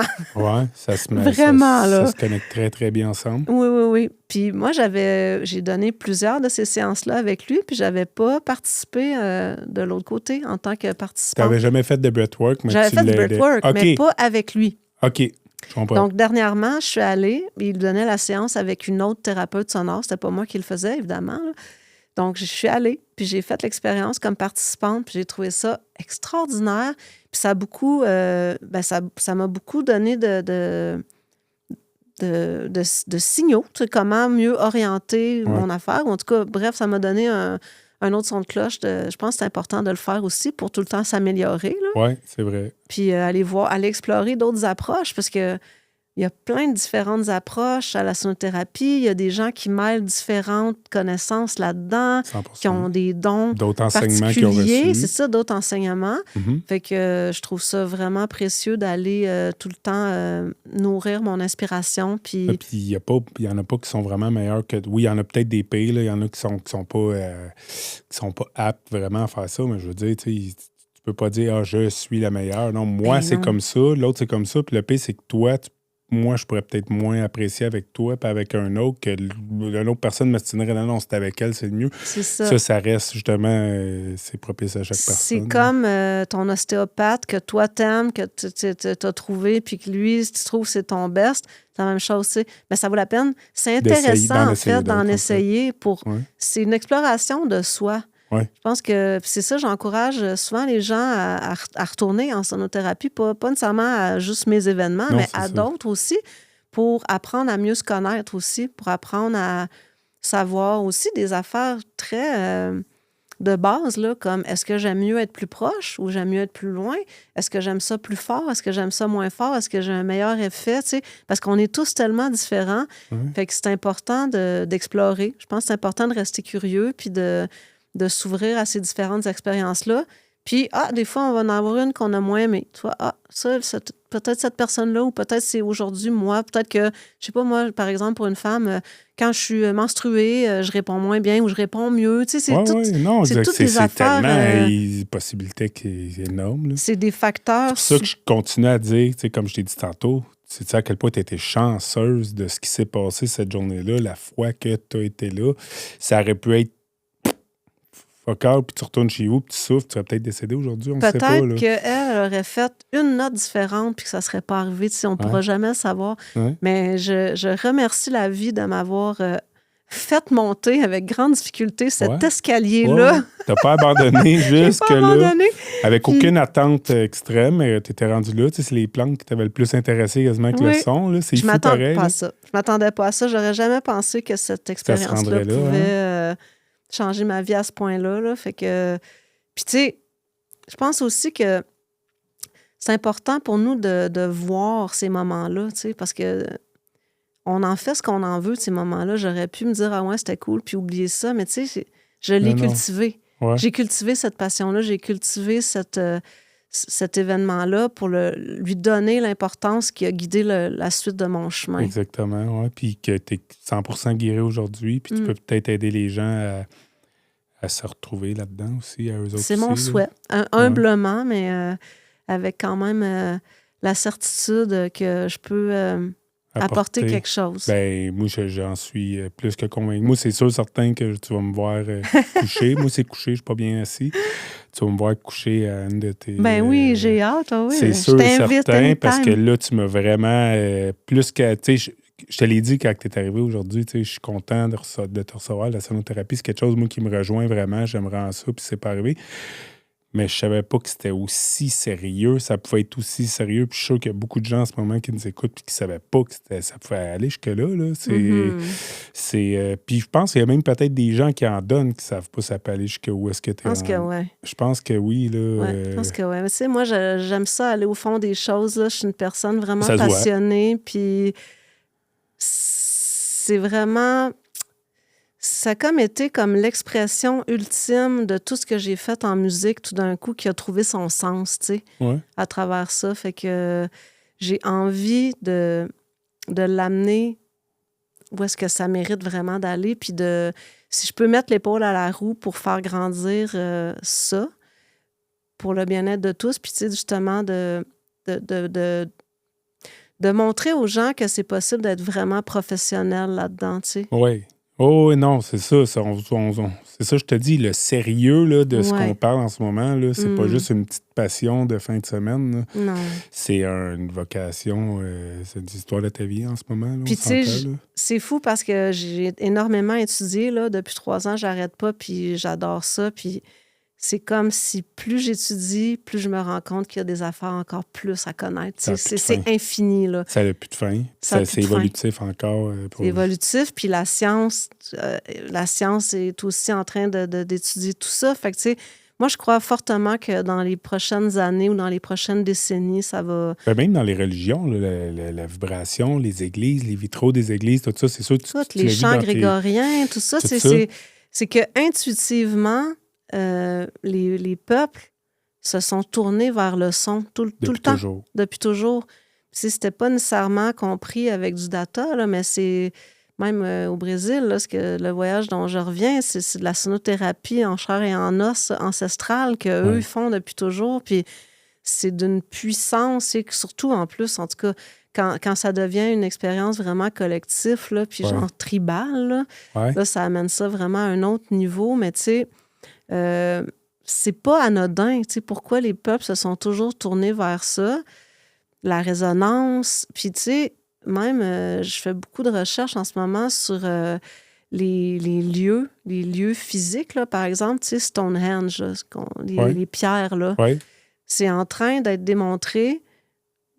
Une des théories qui est en train d'être explorée, puis qui a beaucoup de sens, c'est que ces endroits-là ont été construits comme des haut-parleurs naturels quand il n'y avait pas d'électricité. C'est des façons de faire résonner, de projeter le son. Fait que c'est comme les amphithéâtres naturels, comment les peuples ont utilisé les grottes, les pierres, les murales, tu sais, pour vraiment faire voyager le son, pour partager des messages, pour partager la vibration. Puis c'était souvent des expériences cérémoniales, rituelles qui avaient lieu là. Puis le son a toujours été important dans ces Depuis toujours.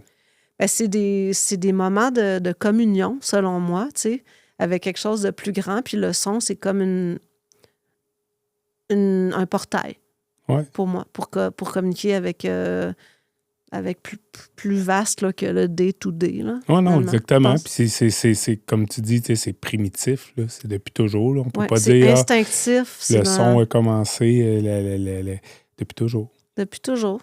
Puis Animal, même. animal, puis tu sais, la voix aussi, tu sais, la berceuse, la mère qui chante à son enfant, tu sais, c'est vraiment le rythme, le battement de notre cœur, tu sais, c'est le rythme le plus présent, là, finalement, dans notre vie, c'est ça. Puis le rythme de notre respiration, là, on s'en rend pas compte, mais qu'on est comme bercé par notre propre rythme de notre corps. Puis quand on y porte pas attention, ça n'a pas d'importance. Mais sauf que quand tu te mets à voir l'importance dans ces petites choses-là, ça peut changer tout ton rapport à la vie, finalement, tu sais. Littéralement. Mm. Ben, je te remercie énormément. Vraiment, là, moi, je suis assommé en ce moment, je dois dire la vérité. Là. Je suis assommé de notre échange. Ben, j'ai appris beaucoup, puis j'ai réalisé beaucoup aussi de choses. Puis c'est que du positif. Là. J'en viens juste pas de ce qu'on vient d'échanger en ce moment. Je m'attendais pas à ça. Fait que moi, j'ai juste hâte de vivre l'expérience. Avec toi, j'ai pas le choix de vivre avec toi. Là, vraiment. Tu viendras. Ouais, j'ai vraiment hâte, puis je vais te suivre, puis j'espère que les gens ils ont compris ton message, justement, puis ils ont compris l'importance de ce que tu avais à dire, en fait. Là. L'importance de la sonothérapie, de ce que ça peut nous faire, en fait, là, de ce que ça peut aider dans la vie. L'importance que ça a eu dans ta vie, puis que ça peut avoir dans la vie des autres.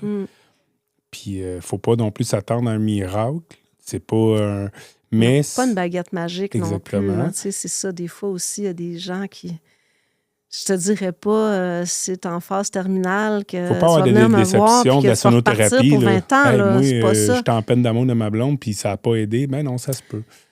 C'est que ça fait partie d'un tout, tu C'est sais. une option, C'est une un... belle option. Puis ça se peut qu'il y en a pour qui ça fonctionne moins Non, bien non, que d'autres, tu sais. non, ça. Je pense que c'est notre responsabilité à chacun aussi de trouver qu'est-ce qui fonctionne pour nous, mais que si on n'explore pas, puis si on donne pas la chance aussi, des fois, on trouve pas. Tu sais, on dit des fois avec les enfants qu'il faut leur faire goûter 11 fois un Avant de nouvel savoir si c'est aliment vrai qu'ils avant l'aiment pas, hein. ouais, avant de savoir vraiment si... Des fois, là, ça peut être quelque chose... Peut-être ta première expérience de sonothérapie, tu n'auras pas une expérience transcendante, mais ça ne veut pas dire que tu n'auras pas une expérience transcendante plus tard, tu sais. Puis peut-être que c'est bien correct de ne pas avoir une expérience transcendante C'est pas ça, aussi. c'est pas de ça que tu as besoin, là. C'est peut-être pas de ça que tu as besoin. Il y a des Ouais. personnes qui ont plus de facilité à aller vraiment tu sais, dans les espaces plus flyés que d'autres.